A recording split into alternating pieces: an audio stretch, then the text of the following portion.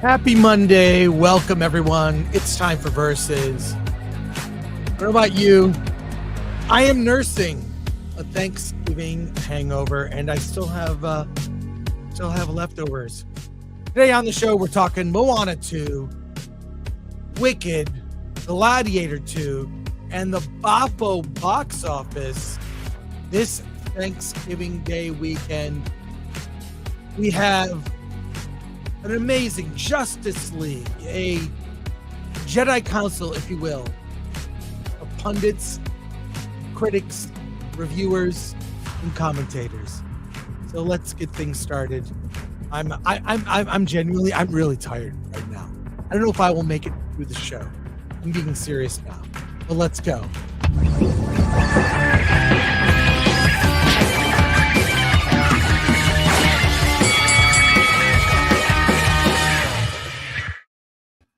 Yeah. Hey, everyone. Hi. Happy Thanksgiving. Hey, please introduce yourself and we'll get started. Hey, Dante from Verbal Riot. Hey, Rob from the Burnett Work. How you doing? Angry Badger. Chris makes me thankful I stopped drinking because I do not miss the hangovers at all. At all. Oh, the Disney checks are back. Disney is the greatest company ever. I love it. Disney can do no wrong. Show confirmed. Oh, man. Well, I had a crazy Thanksgiving weekend. Everyone, I don't know. I want to hear, what did everyone else do? Dante, we hung out Saturday night. We had a good time. We had a good time. Had a good time, man. Watched The Empire Strips Back, Star Wars burlesque show, man. I mean, it's what the Pilgrims would have done, right? The men for sure. 100%. This is Alan and I. Our Thanksgiving day. That was not good. Oh wait, hey, coming in hot. Hi. Steph, my Sorry nerdy I'm late. home. Say hi to everyone. Hello. Sorry I'm late. I literally just walked through the door. I had a bunch of errands to run this morning. We love you, Steph. You keep us on our toes. What did everyone do over Thanksgiving? I want to hear. Ooh, I spent time with my family. My mom, dad, and my two brothers. I had a lot of fun. Yeah. Are you still eating leftovers? I am. Still have leftovers. Yeah. So the day after Thanksgiving, I had like a Friendsgiving, and a bunch of friends came over to my place, and I made a huge turkey, and I have a ton of leftovers. Yeah. So. Sweet. Badger, what about you? Yeah, I stayed at home. My dad chose to this year as well because he's based and watches channels like WDW Pro. So he wasn't going to fit in at the Thanksgiving. Couldn't talk about anything without correcting someone probably about Disney or something like that. So I actually ended up doing a not members, but like for subscribers, just like a Thanksgiving stream. Had a bunch of friends from the channel. It was really good, really popular. Just for a lot of people said that they would have been alone otherwise. So it's really good to see that. Sweet. Rob, what about yourself? I had a lot of family. A lot of Elizabeth's family was in town. Her brother came in from the East Coast, and his son came in, who's in the military in Hawaii, came in with his girlfriend, and then his twin daughters came in from South Carolina. So we had a lot of family. That was fun. A lot of food, a lot of great eating. And then on Friday, I did my 1,000th episode of my flagship YouTube show, and it was the 1,000th episode. So I did a 1,000-minute show, which is about 16 hours and 40 minutes. And it's still up there in two parts. In two parts. Well, you have to. YouTube doesn't let you go beyond 12 hours live, right.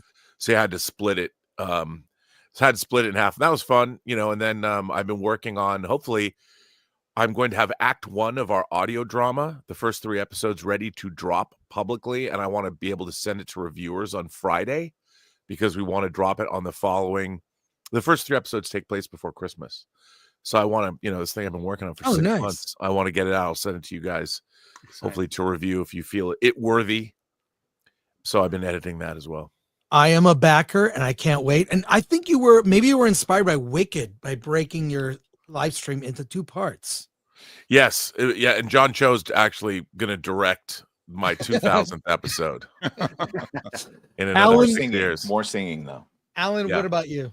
Yeah, well, Thanksgiving, spent it with my mom's family, and Friday I was spending it with my dad, who forgot that it was Thanksgiving, and so far I have 3 slices of the entire weekend.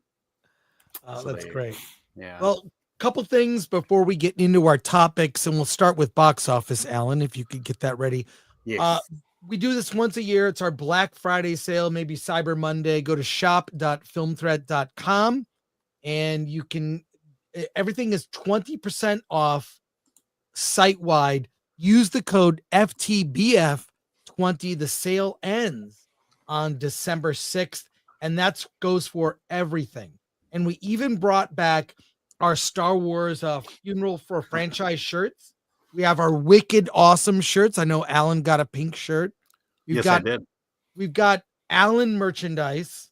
And so there you go. And pick up we do these shirts that are like classic movie logos, and we do it with a Film Threat spin.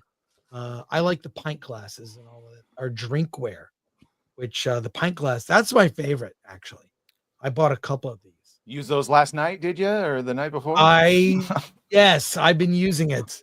Yeah, So there you go. nice. And another thing to let people know, we have a big announcement this coming Wednesday.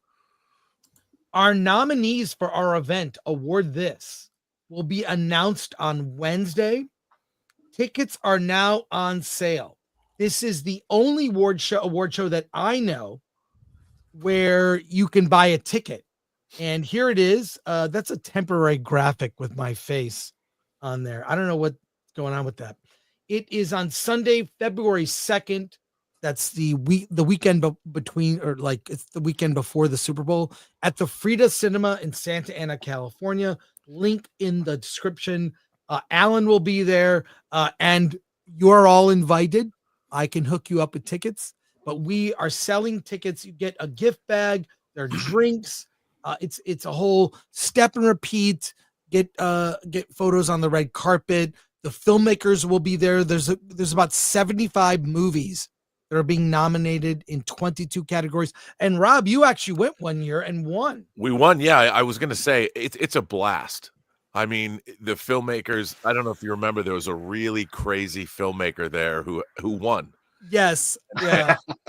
I can't believe it's on YouTube. But I love that guy, but you never know who you're going to meet. And it's actually pretty inspiring to meet a lot of independent filmmakers, and a lot of them did great work. And it was a blast. That whole facility, the Frida Cinema, is great. Mm-hmm. The people that support the festival are great. It's a really terrific event, and it's also cool to win. Hell yeah. And we won a trophy.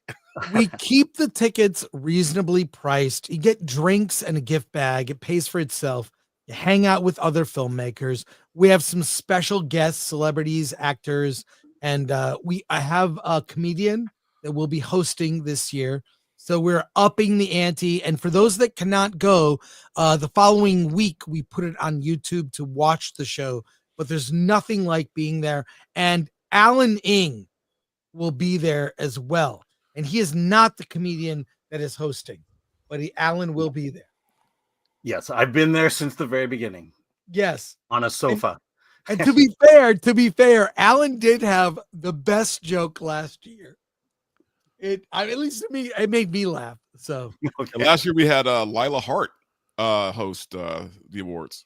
She did. And we have, I can't announce it now, but we do have, I think we have 2 comedians that will co-host.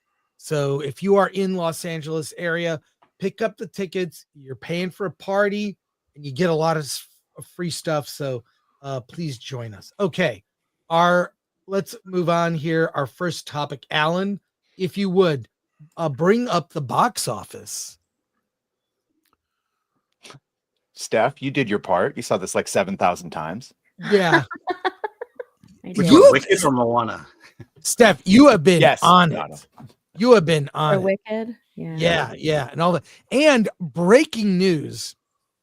If you watch G&G Daily in the morning, Jeremy of Geeks and Gamers saw Wicked with 7 women and liked it. He liked Confirmed a homosexual man. Confirmed. I'm shocked I'm shocked, but let's look at these numbers. That is pretty Alan, shocking, actually. if you would provide My your co-host liked it too. Nerd Wars. He's telling me to go see it. I don't like it. I don't like what's going on here. Yes. Watch Wicked. Yes. Yes. Yes. Yeah, well, here's the big takeaway: is one, Moana 2, that's almost 140 million opening weekend. That's for Thanksgiving. Then you've got Wicked dropped only 28%. I predicted this. Yeah. Mhm. That Wicked would have a very little drop, because a lot of people probably waiting to see it on Thanksgiving, right, or Thanksgiving weekend. Mhm. And then Yeah, Gladiator with the 2, families. Gladiator 2, not a bad drop at 44%. That's actually not terrible. Nope. A Because bad men drop want is to see something. right. Take your Yeah. victory lap, Robert. It's having legs. It's having legs. Yeah. You know, it's like So- drop the wife and the kids off to their movies, and then the men have theirs. To And- Robert's For point, sure. though, if people don't know about the first Gladiator and all they've had is like men being emasculated, and all of a sudden you just got Gladiator, I do understand how people are going to see it just because it's like, oh, look, men that aren't being humiliated. But Well, also, I chime mean, in with your analysis here. I'd like to hear from everybody. well, I was going to say, I mean, you know, the thing about Gladiator is it is Gladiator 2, at least. It is a big budget. I mean, remember, Gladiator 1 came out a quarter of a century ago. And there really hasn't been in the wake of Gladiator. You had other. I mean, it gave rise to a Clash of the Titans remake, and 300 got made because of Gladiator. So there hasn't been that kind of a thing in a while, like Badger was saying, and I think that it is transportive. It does show you a world. You know, it puts you into a world that you don't normally see, and in grand fashion. And while I don't think it's anywhere near Gladiator 1. It's funny, we watched Gladiator 1. I showed Elizabeth's parents Gladiator 1. They'd never seen it. And Murray, who's 89 years old, he's very active. He still travels all over the world. He was like, I love this. So, you know, I think that it has power. And look, Wicked is just a grand, beautiful studio movie. It's what the studios used to do. You know, it's a throwback to an earlier age. You Like might the have Wizard seen of Oz, right? Yeah, well, you might have seen Wicked. No, in the 50s, for instance. I mean, a big budget Hollywood musical. I think, you know, when done well. I mean, I go back and watch Mary Poppins, and it's a musical, and it's great. And I think that Wicked is a fun movie to watch. I don't like that people are constantly, even if they're not singing aloud, they're singing under their breath, and you can hear the whole theater. Everyone's singing anyway. But you know, I think when people go to the movies and they have a good time, they go to more movies to have a good time. And I think these it might not have been Barbenheimer, but all three of these movies fed off one another, and that's good for the business. Yeah, I'll say Wicked did so well that LA brought it back, the live show back to the Pantages Theater for the next 2 months. So that's how well the movie did. Wow. Yeah, Yeah. I'll say this about Moana 2. Disney has learned a lesson in the last 3 movies, I hope. And that's go woke, go broke. If you put a movie out there that's just safe for kids and for families, you're going to, excluding Deadpool, parents are going to come out in droves. Moana 2 is not a good movie, but it is safe. It is a cartoon and kids love it. And that's, you know, it Inside Out 2, it looks like. And that's the lesson that we've been trying to tell Disney for the last few years. Hey, you know Well, what? To not only Disney's that, I think credit, it was a. Sorry. I'm sorry. To Disney's credit, they've been having a good year. Mhm. They've been having a damn good Very year. good year. Lucasfilm Yeah. hasn't had a good year, but Disney has had a good year. Well, there's still Mufasa, so we'll see. I mean, That's true. even if Mufasa fails, which it will, they've I had don't a damn think good so. year, man. I I don't think it think was a good so. strategy for Disney to move Moana to a theatrical release, or Moana 2 to a theatrical release, as opposed to the original concept, which was a Disney Plus TV show. That was a good strategy for them to do that. I haven't seen Moana 2, but I think that like at the movies right now, there is something for everybody to go see. Whether you want to take your kids to go see Moana 2, if you want to go with your mom and your sisters to go see Wicked, or, you know, if you want to drop the mom and the sisters and the kids off to see Moana 2 and Wicked, and then you yourself as the dad go and see Gladiator 2. There's just something for everyone at the theater. So this weekend has been really successful in terms of theaters. Yeah. There's a great independent movie that Jesse Eisenberg directed called A Real Pain. Oh yeah. That we reviewed it. It's great. Culkin, it's great. And It's really good. It's still in the top 10. Even Wild Robot is still in the top 10. I love Wild Robot. Oh, that was such a great film. I think Mufasa is going to make bank. Really? So? I do. Based on what? It's a retelling of Lion King because Lion King made $1 billion. I think because of the trailers and I think the sensibility. I mean, you've got a very talented director making that movie, and I think that it's going to surprise people. I think if it were animated, I think the reaction to the How to Train Your Dragon live action, people saw, and I saw a lot of reaction to that being, look, take notes, Disney. This is how you do like live action as far as like dragons, right? But people's reactions to the Lion King, while they went and saw it, and it's a lot of people, it's from the Disney Renaissance era, and they really wanted to go see that because it was a lot of people's favorite movie. The reaction to it was positive, but people didn't like the CGI. People didn't like the way that there's no reaction from these animals because they're CGI and there's really no way to emote. And I think that left a really sour taste. Not only that, but people are really tired of Disney live action. So I'm not sure how well it will do. Well, I don't know.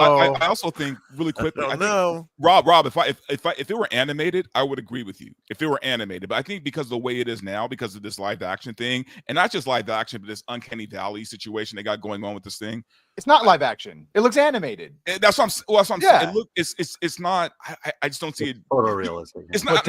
Look, it won't totally fail, but it's not going to do very well. I'll tell you though, every time I've seen a trailer or a clip, it's put a smile on my face, which is unexpected. I'm ambivalent about the movie. I just think it's going to make a lot of money. Here's the thing: the live action Lion King made over $1 billion. $1.5 billion. Yeah, $1.5 billion. And also Moana 2, not woke. The thing is, if Mufasa is decent, doesn't have an overly woke message, it will succeed. That's the trend that's going these Disney movies now. Just keep it safe. And if it's safe, it'll make a lot of money. But it's also going up against Sonic 3. And so far, Sonic 1, Sonic 2, they've both been really good family films. And people are really hyped for Sonic 3. I'm hyped for Sonic 3, and I haven't even seen the first 2 damn movies. I'm aware that we hated the original design, and they listened, and so we've been very supportive, and I'm aware that people that have watched it like them. So it was like, oh, good. I have 2 movies that whenever I want, I know are good, and I can watch. And then I saw the 3rd trailer, and Keanu Reeves was like, this shit looks great. It's time to watch those 2 movies and go see this 3rd movie. It's going to make a lot of money. Had a choice between Sonic 3 and Mufasa. They might choose Sonic 3. Yeah, just because of the reputation of those previous films, they know that it's going to be a good film, whereas Disney is hit or miss. What Mufasa is the fact that it skews higher in age than Sonic will, and also features music from Lin-Manuel Miranda. I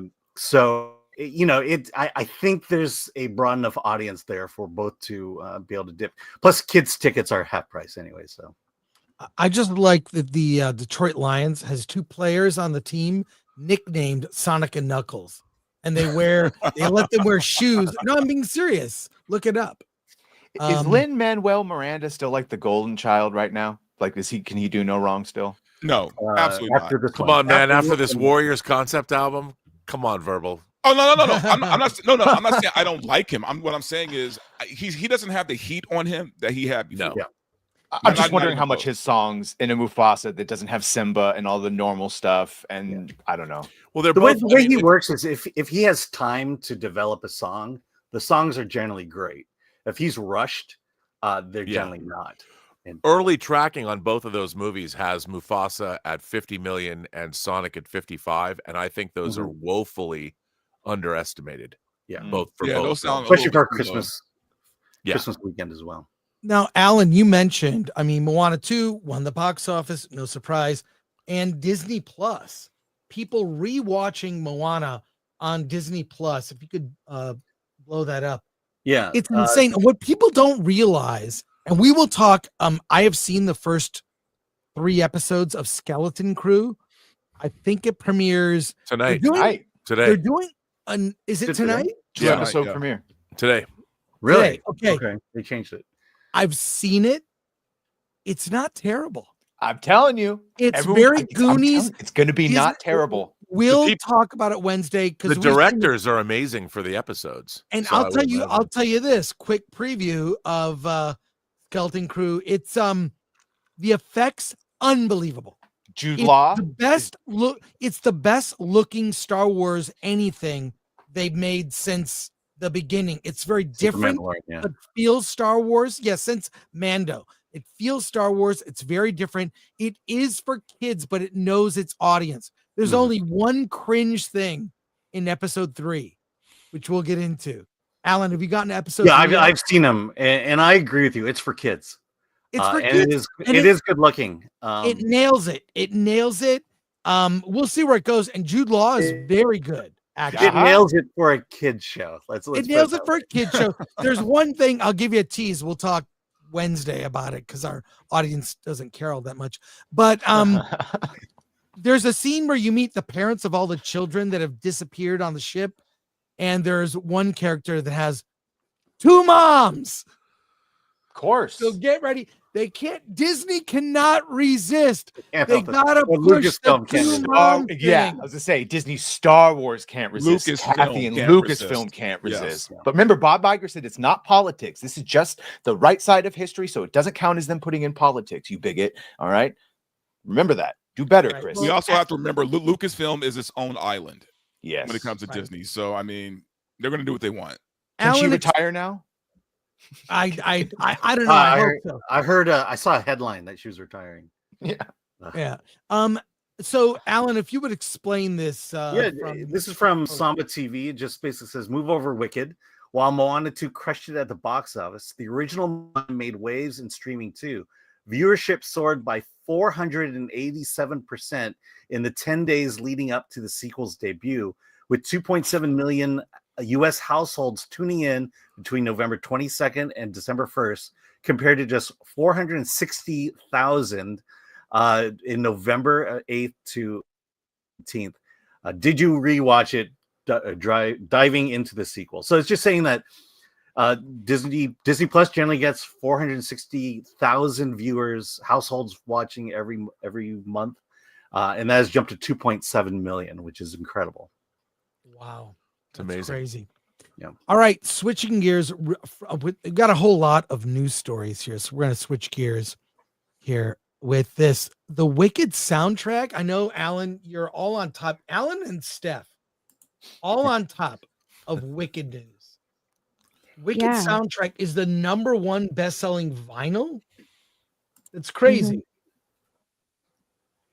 That's that background is scary, by the way. Yes. It's cursed every time I see it.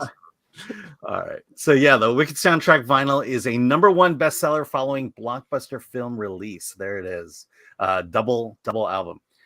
The Wicked soundtrack, which released in tandem with the film, already bestseller online. The soundtrack is available in various formats. Target also offer exclusive editions, including split pink and green vinyl. And then just kind of goes on. But let me see. Yeah, just pretty much. But That's the merch and marketing collabs are insane. They I have collab with not over seen 400 people. Yeah, 400 brands. Over 400 brands have partnered with Wicked, and that won't end with Wicked when the part 2 comes out. Steph, do you have the vinyl? I don't have the vinyl. I'd had no plans to purchase the vinyl, but also on Spotify, Wicked also surpassed 100 million streams on Spotify as well. Wow. So it was huge on Spotify too. But if you love vinyl, you probably don't have a lot of new releases coming out. And so Wicked, that's why it's the highest selling. It's like, oh, look, something new that is popular right now. Yeah. And this is not so much different than the original Broadway cast album. So Right. Yeah. I have to admit, I did look it up on Spotify and added it to my favorites. I mean, one thing about Wicked is it cannot win best song this year at the Oscars. because there's no original song in it. Mm. Well, in the next film, in part 2, there's 2 original songs. Uh-oh. I'm sure Yeah. that was done on purpose for Oscars. Which, by the Because way, this movie is going to get probably, my prediction, the most nominations next to Dune Part 2, because you've got technical awards and acting and visual effects and compared to how they act most- in interviews, they should win for acting. Entirely different people in interviews. yeah, I agree. When does part 2 come out? Next year.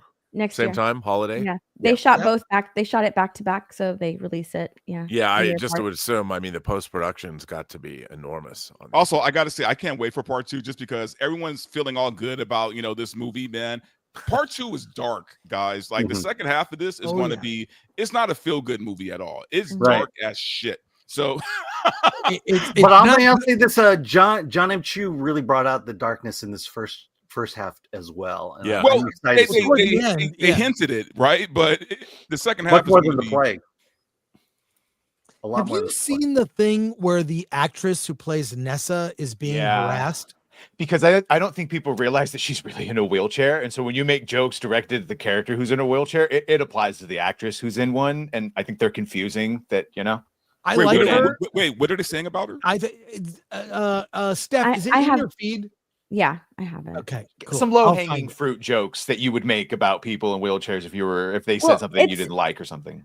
It's not that. It's that she doesn't mind the jokes that people are making. It's a hard stop when you make a joke about Nessa Rose, who is a fictional character, make jokes about her being in a wheelchair and saying that like she can't stand up for her sister, or she just sat there, or I wish Elphaba would have just pushed her, I wouldn't have helped her, things like that. Those aren't jokes that the actor is approving of. And that's not directed. Some of them are directed at, well, kind of like they're in her feed.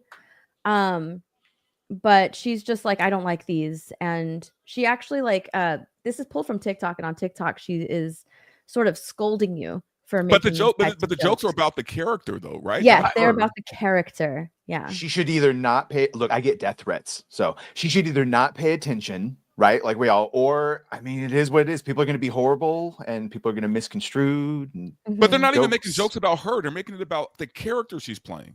Yeah, a very small minority of people are coming to her page, and I guess she said some of her friends' pages. So, like that small minority of people, yes, you're not supposed to do that.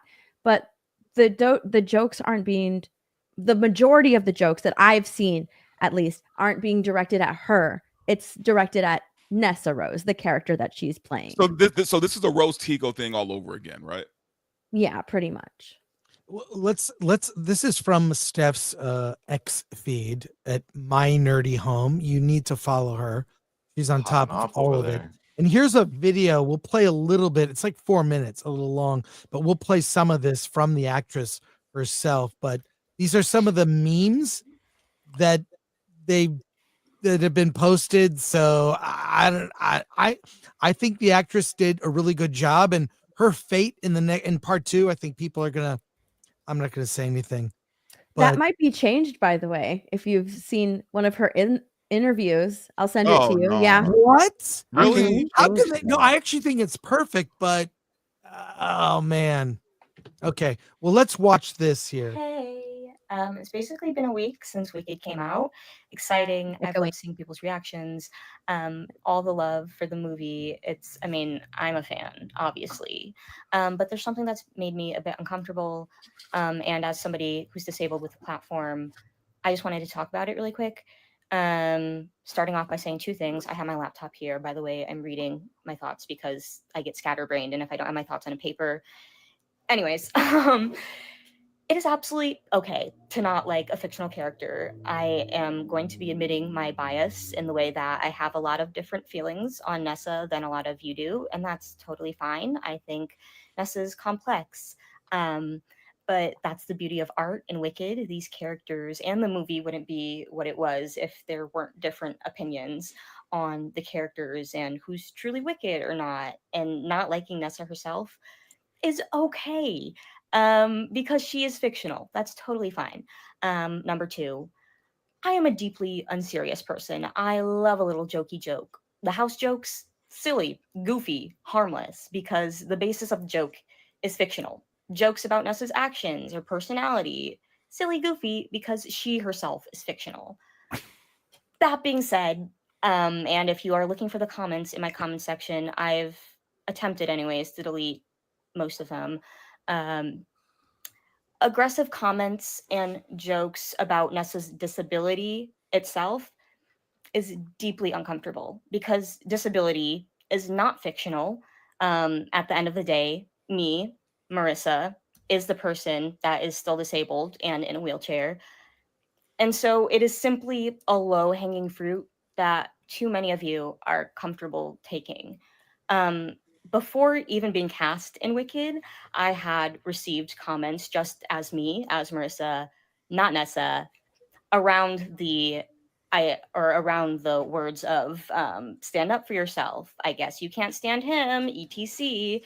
These comments aren't original. And when these jokes are being made by non-disabled strangers with a punchline of not being able to walk, it very much feels like laughing at rather than laughing with.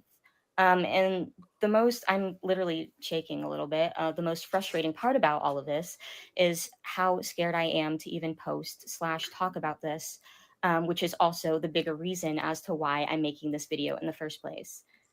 This goes so far beyond me, Marissa, just needing to ignore comments on the internet. These comments do not exist in a vacuum. Aggressive comments of wanting to cause harm and push Nessa out of her wheelchair or that she deserves her disability are two very gross and harmful comments that real disabled people, including myself, have heard before. I am scared also because I have seen firsthand what has happened to my disabled peers who are outspoken online when it comes to calling out ableism and why jokes of standing and being a vegetable, which is a derogatory term, by the way, for disabled people, and a comment that I saw about Nessa. These disabled creators' comments are flooded with ableist comments. When speaking on ableism, they're told to just take a joke and that they're asking for too much and to stop complaining, to the point where some of my disabled peers, these disabled creators, have needed to take a break online for their own mental well-being. To state the obvious, that's not good. To wrap this up, because it's been a long one, rather than dismissing one another and claiming an experience can't be true because you personally don't feel that way about a joke that wouldn't have affected your demographic anyways, listen to the people or to the person that it is affecting and how it makes them feel. Thankfully, I'm at a place in my life today where I can recognize these jokes about disability are made out of ignorance.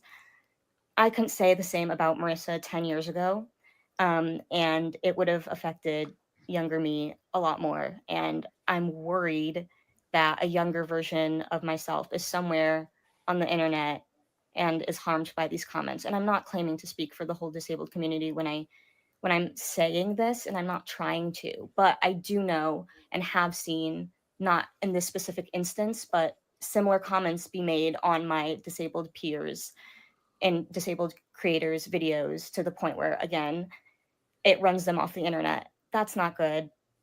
Please be kind. And lastly, I want to say one of the major themes within Wicked is having the ability to listen and to understand one another. And I truly hope that is something a lot of you can practice more and take with you. Thank you. Love you. Bye. The only reason I have a problem with this is because she's saying that like the jokes about the house falling on Nessa is fine because she's fictional. It's totally cool. The jokes about her personality are fine. It's funny because she's fictional. But the jokes about ableism, the jokes about her being in a wheelchair aren't okay because that's not fiction. But it's like, wait, personality traits aren't fictional either. The character of Nessa is fictional. So like all of these jokes aren't directed at her, and the only reason she's making this video is because by the small chance someone in a wheelchair might see them and feel bad about themselves. So because of that, there's a small chance that might happen. You're not allowed to post any jokes. Those aren't funny. I don't like them. I don't agree with them. Look, I get what she's saying, and I'm not. Normally, when I see these kind of videos, it kind of, makes me bite my lip a little bit. But I get what she's trying to say, and honestly, out of all of the videos where morons post videos where they're complaining about the fans, I feel like her post was very genuine, right? I do feel like it's genuine, and I get what she's trying to say. The problem is, I think she's too grown at this point to not realize that there's awful people on the internet. There's awful people on social media. Just out of ignorance. Just out of sheer ignorance. Social media is a cesspool, okay? Like, she should know this already. Like, I get what she's trying to say. And honestly, and I do feel for her, right? I do kind of feel for her a little bit, but I think she needs a way tougher skin, man. Especially if she's going to be in Hollywood, where even able-bodied people are chewed up and spit out. She has to be a lot more tougher than this. Yeah, who's that internet celebrity that doesn't get negative comments? What's the name of that person? Nobody. Right. Oh no, I think again, they're not even talking about her though. They're talking about her character. Right. So it's not, she's not getting harassed. It's people's reaction. Steph, she's in a wheelchair and people are saying wheelchair jokes. She thinks that's inappropriate. No, I'll say this: of all the responses to things like this or other previous situations like this, I think this is a fairly classy response. He didn't go hard on fans, and I happen to think I have more than a few friends that are disabled in different ways. Okay, so I think about this. Our friend did it need a response? Jenny Gold is a friend of the show. She is paralyzed from the neck down. She makes movies. She directs indie movies, and she has such a great spirit. I would just be horrified if she was hurt in that way, but she has a sense of humor. I think the best way to handle this is humor, and she didn't really go hard after people. So I think, look, she's no Rachel Zegler. Okay, Rachel Zegler acts more of a victim than this actress, who I think did the best. She felt the need to address it, and I think she did it in the best way that you could do. So, and I think for the most part, I think the people who post comments like that are kids, 11-year-old kids that shouldn't have a social media account, that don't know how to talk to real people, or just teenagers. Yeah. Script. Thanks for joining us. Rob, you look like you're chomping at the bit. No, I mean, I just think that unfortunately, I think one of the great plagues of the modern age that has been completely exacerbated by social media is that when people don't have to stand face to face with another person, they're emboldened to say all kinds of things. Yeah. And it has fostered a culture of disrespect across the board. There's no respect for teachers. There's no respect for parents. There's no respect for anybody that has any knowledge or more knowledge than, say, you do. And I think that it's detrimental across the board. But what's so fascinating to me is that, look, even as a small child, I was always grown up. My parents were always teaching me empathy. And somebody that is confined to a wheelchair, and I've had friends that are, and I've had audience members who watch my show who are severely disabled. And they've often said to me, thank you for providing an environment where I feel I can come and be welcome. And we tend to, just because someone's in a wheelchair, that doesn't mean there's something necessarily wrong with them. I mean, physically, they have obviously an impediment, but maybe they were in an accident, or maybe something happened, or maybe they were just born that way. And what's wrong with having a little bit of empathy and be thankful that you get to be in a world where you are ambulatory. I just think that, what she did, like you said, Chris, she was really classy. Yeah. And I do think that there should be pushback for people who are assholes. Did she even have to acknowledge it? Is every actor and actress now going to talk about the horrible things people say and say what specific things people are allowed to joke about or not? My ultimate point is, who says we don't have empathy? We just don't need to acknowledge every time a piece of shit on the internet says something we don't agree with.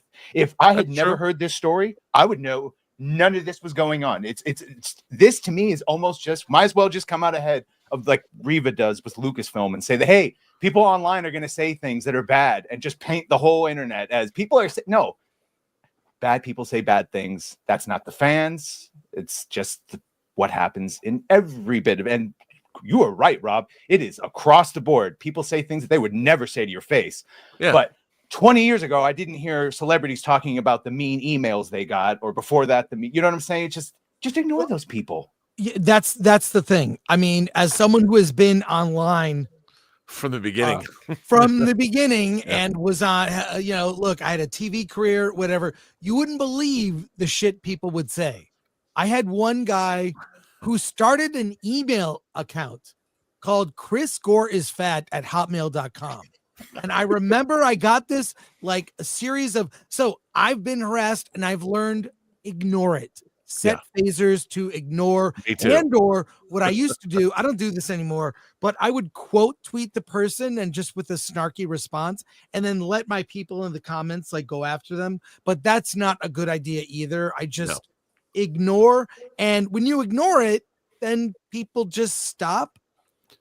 So, or get bored. If you feed a troll, they don't go away. Don't feed the trolls is what I'm saying. Final comments before we move on. We have so many news stories. Well, I just wanted to support what you guys are saying is that she was quite diplomatic with it. Yeah. Oddly enough, and I might get some pushback from this, but I think it was kind of fair to what Ewan McGregor said, because if you listen to what he said the people that would be bullying Moses for the things that they're said would not be a Star Wars fan. And I think everybody here would agree with that. If you were to bully Moses Ingram for her looks and for things that had nothing to do with her performance or whatnot, that's not really indicative of what a Star Wars fan does. If you criticize about her character, he never pushed back on that. He never Why'd said you have to bring up Ewan McGregor, who fucking was forced to do that, and he was painting all the fans that way. No, not he just wasn't. A couple You of think trolls. he was Yes, he because was. you have God damn, that was comprehension skills. The psyop, and they did that shit on purpose. Is what they do. It's why. God, Well, I if he was specifically asked to brought do it that, up, I is the understand. weaponized using of it, and then you use it as a fucking thing. Yeah, she had a very classy, it seems like natural response. Ewan's was not classy or natural. They told him, and he didn't even see what was said. And by the way, receipts, please. If you come out, I'd at least love the receipts. Receipts would be great. In fact, I mean, what did she say that she had to delete some of them off of her social media? Not how can we judge it if it's deleted? Exactly, not a smart move. Well, I'll just say also what the words are being said. If they say, like, if you are behaving that is uncommon towards the Star Wars fans or any type of fandom, you're clearly not a fan. You're a troll. That's what they're saying. And but again, the most important, than admitting you're a troll and not a fan. The most important part of this is the fact that they were talking about her character. Yes. They were talking about the character, not her at all. Yeah. Yep. I'll just say also, just tone matters. And when I see this actress who I think did a great job with Nessa, she's great in the movie. Part 2 is going to be rough, but I thought her tone was really measured and calm. When I see other actresses, Rachel Zegler, we're reviewing her new movie this Friday, Y2K. When I see Zegler, she seems mean and spiteful and ungrateful. And you can tell in the tone of voice. And then the woman who played Nessa seems perfectly, and she even had to write it down. She was calm and she was even kind of nervous about it. She just seemed way more authentic than a Rachel Zegler. I think Zegler may be the worst. So, oh yeah, for sure. Yeah. But yeah, I just have I don't know. She just she needs to try and maybe separate herself a little bit more from Nessa, the character, because that's where these jokes are being aimed at, is Nessa, the character. And there are ways to not be able to see anything like that. She can limit her comments and she can turn them off. All right, let's go to supers while I take a break. Alan, you know where I'm going. Yeah, to the I agree bathroom. with Jay. Yeah, that's what I'm doing. I'll be right Gore. back. But if you could do that, I'll be right back. Okay, Badger, do you want to read these? Yes. Red French Moon for 2. Happy Monday to the panel and happy birthday, RMB. Oh, happy birthday, Robert. Happy birthday. My birthday's in May. Matthian Cobalt returns. Matthian for 50. Someone take Ridley Scott to his nap. Keep him away from Alien, and we don't need Gladiator 3. I agree. 1,000%. Ridley Scott needs to retire. Wolf's Pain for 199. Sonic 3 is, yeah. greater than Mufasa. I want Sonic to win. I think it might. Oh, we don't know that yet. So. You don't know. Chris B for 5. Happy Monday. With the recent Unification release, I find myself again looking forward to The People versus Star Trek. Any chance it might still happen? Not anytime soon. Talk to you next year. Yeah. Axel's Abode for 5. When it comes out, if someone isn't using the phrase, I have a bone to pick with Skeleton Crew, then I don't know what we're doing. Well, that's ableist. Okay. Shintoski, Jesus Christ, Shinotoski for 2. Janotsky, Jesus Christ, I'm retarded. Is in multi-million-dollar film somehow oppressed. Yeah, is in multi-million-dollar film somehow oppressed. She didn't sound oppressed though. All right, and then last one. Jane Doe for $9.99. This is the response of the anti-woke mob. I probably shouldn't read that. Our public enemies, 1A, 1B, 1C, and the culture is suffering because of it. That's an opinion. Cool. All right. Moving on. New topic. Have you seen this yet? Sony released the first 8 minutes of Kraven the Hunter. We're not going to play it. I watched it. I watched it. Hunt for Red October. This isn't news. On that. That's exactly what I thought. Scripty. Yeah. I was listening to that and I'm like, wow, that's a little on the nose. This isn't new. This strategy has happened before.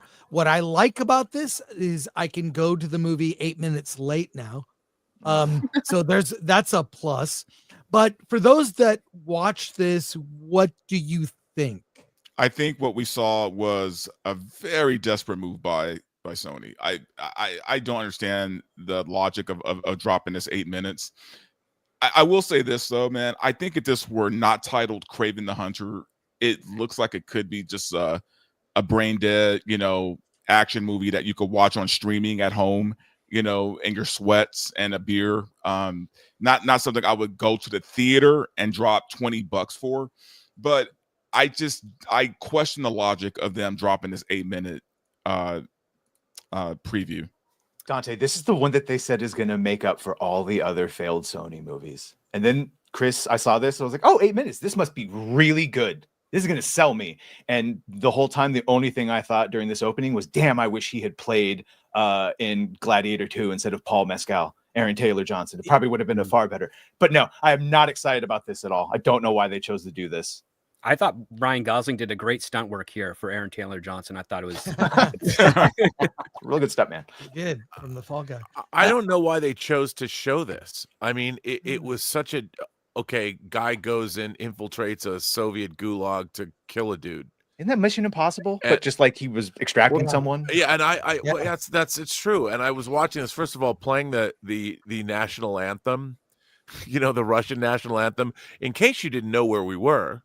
Where I mean, it made sense to play it at the beginning of the Hunt for Red October because Russian patriots had a big part to play in that movie. So it made sense. But for this, it's just Russia was the location. It would have been, I thought it would have been far more interesting if it just had a subtitle that said where it was. I was more interested in the troop transport they were carrying the prisoners in. I'm like, that's cool.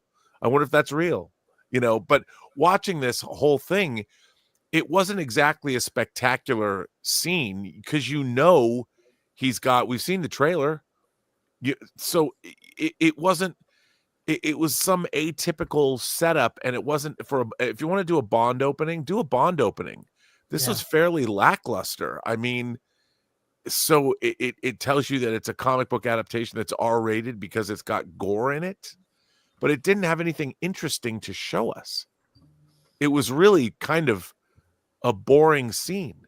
But also, once again, this is a character in name only, man. Like, this isn't Kraven the Hunter. Like, this is not the Spider-Man Kraven the Hunter. It's his son. And Russell Crowe is playing the fat version of the real Kraven. Oh, goody. Like, see, this is what I mean. I think Sony just needs to stop this. They need to stop this. Well, they have no vision for it. Right. I mean, it's funny. They keep making these movies, and what is their point? Well, they got screwed, right? They had a vision. They were going to do Andrew Garfield and the Sinister Six or whatever it was, and they said all that, but then that got pulled and Tom Holland, and then they kept losing their Spider-Man, and now we have a bunch of movies with no Spider-Man. So yeah, what's the point now? They have to somehow tie this into the next Spider-Man multiverse movie? But they're not even, they're taking characters that, I mean, Kraven's Last Hunt is one of the great Spider-Man stories. Yes. And so to then take a character out of that that milieu or that story and build another story around him seems silly. It's like, why are we doing this? What is the point? What am I supposed to take away as an audience member from this movie? What story are they going to tell me that I'm supposed to find interesting about this? I'd be more interested if this was called Wes Craven's The Hunter, because know it'd be something right. Yeah, I like Aaron Taylor Johnson. I do see too. him. I could see him as James Bond. I mean, he's really underutilized. I mean, and to be fair, he looked How tall great. is he? In I the feel film. like he's too short to play James Bond. You think so? Well, he's also, oddly enough, like, he's a really good actor, but for some reason, whenever he's like the main character that's not part of an ensemble, he's just not bringing butts to the seats. Like, even when he got his trial run with the Kick-Ass and all that stuff, they did fairly well, but nobody was really going there to see him. They were going there to see Nick Cage in the first one, and then Jim Carrey in the second one, and Mark Strong in the first one to a degree. And you're like, okay, so he's not quite standing out the way you'd think he should be, given the fact that he's still remarkably good at what he does. He is a very good character actor. I think he should kind of stick with that or a supporting role. I loved him in Bullet Train. He's great. Loved him in Bullet Train. In I fact, loved him in the Oliver Stone movie Savages. Oh yeah. And he's in Nosferatu. Blake Lively is in that one. Taylor, that's a good one. Incredible cast. So, like them releasing like the first 8 minutes, people already like all of these Spider-Man movies without the Spider-Man, Venom being probably the most successful of all of them. But then you have like Morbius, which was terrible. Madam Web was like the most recent one, which was awful. Where's my Dr. Octopus? And then you movie have like of the just director Dr. coming Octopus? out and like saying like, oh, please give our movie a chance. We really made something fun here. I think you'll like it. Like the director literally begging people to come and see the movie and giving it a chance. That's probably another reason why they put out the first 8 minutes, like to get people in seats. But can I just say something from a plot point of view? I don't understand. So he's got a plane waiting for him outside of that gulag or that prison. How long did it take him to get captured, shackled up with all those prisoners? Did he go through some kind of a trial, which might have taken months? And if he's able to have a plane ready for him, why didn't he just infiltrate the prison like at night? Like a skyhook maneuver. Yeah, exactly. I'm watching this going, how much time did it take to get him in a position to infiltrate this prison? And if he's so good, why don't they just pay some dudes on the inside to kill the guy? Yeah. Like, why did they pick this scenario to introduce Kraven the Hunter? It seemed like an odd way to open a movie, which leads me to believe that the rest of the script is probably equally as odd, which made me not want to watch it. And I wanted to watch it based on if I didn't see this first 8 minutes and I only seen the last trailer, I would have gone to see the movie. This tells me I probably don't want to see the movie. What did this tell us? He infiltrates a prison to hunt someone. So is this what the movie is? He's just a fancy assassin that's going to kill a generic bad guy that we won't care about because it won't be anything related to Spider-Man? Yep. I He's Kraven the Hunter. I honestly thought this movie already came out and flopped. Like that's right. I thought it already released. Tickets are on sale right now. That's part of why they released the 8 minutes. But there's the numbers on it are terrible. There's no enthusiasm. And again, I like Aaron Taylor Johnson's take on this character. I think it works. It would be even better if Spider-Man was in it. Ironically, a lot of you guys might disagree with me on this, and I'm sure you will, but I don't care. I will stand 10 toes down that out of all the Sony films, to me, Madam Web was still the most enjoyable of all the Sony films. And that says a lot. That says a lot, dude. Like, wow. But I had the most fun with it. I had the most fun because I gave 0 Fs. I was good. I was a little lit, and I laughed the whole way through. That was the best comedy of the year. Dominating reason why you didn't have a problem with it. You were a little lit. Lord Thought. I'm just saying that was comedy of the year, man. I couldn't stop laughing. By the way, it says that the early projections for this, they're saying are 20 to 25 million, which means it'll come in way under Morbius. Wow. Under Those Morbius? are the projections are Oh my almost half gosh. of what That's Yeah. my IMAX theater. Is Wait, that you, Alan? Why is it my local IMAX theater. Why is it on Oh my IMAX? god! It'll make tens of Oh. thousands. Oh my god! They're really going to put that on IMAX? Well, they are. Why not? Yeah. Well, let's move to another topic before we do. I know it's Rob's birthday. Oh, I'm dumb. Sorry, I've seen the I know trailer. it's Real quick, Rob's Rob, birthday. he fights Rhino. He fights Rhino Um, in that movie. That CGI Rhino. This is a 4K copy of Can't Stop the Music. I have it. You have it with Steve Guttenberg, Bruce Jenner, The Village People, and Valerie Perrine. And look at who directed it. Is it who directed it? Oh, look. Oh, Nancy Walker? Yes.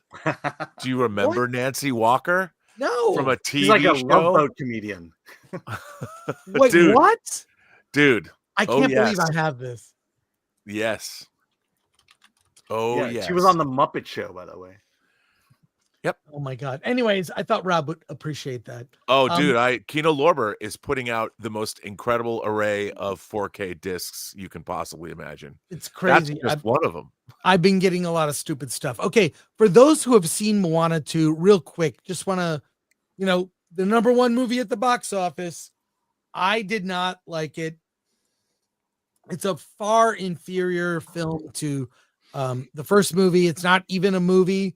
It is a season of a TV show that was condensed. I thought it was weak on almost every level. Anyone disagree with me or want to add their 2 cents for those of you who saw it? I don't know if Steph, if you saw it. I haven't seen it. No. Yeah. To me, the problem was it's a movie about someone going on a quest and then accomplishing said quest, which is saying the same thing with the Skeleton Crew review.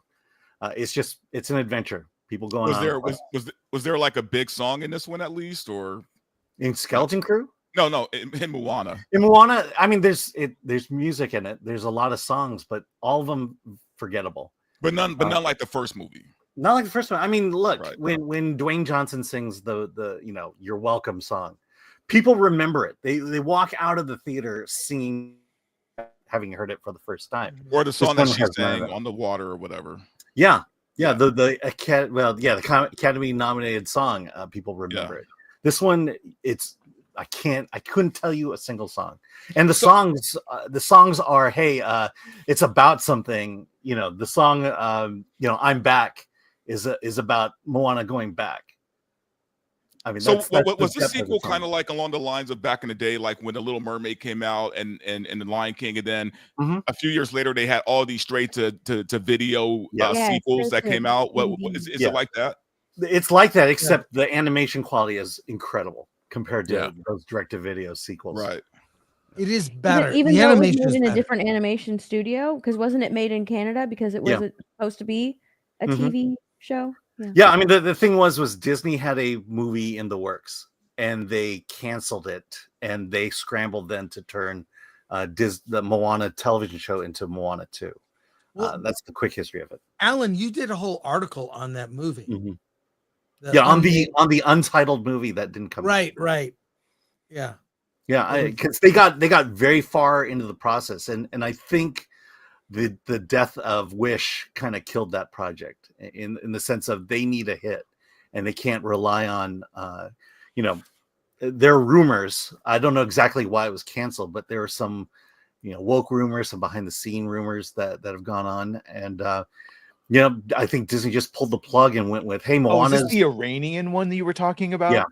Yeah, I was very curious to what that must have been that they pulled that, because it was apparently pretty far along, right? Yeah, it was like days or weeks from just flipping the switch saying we're going into production.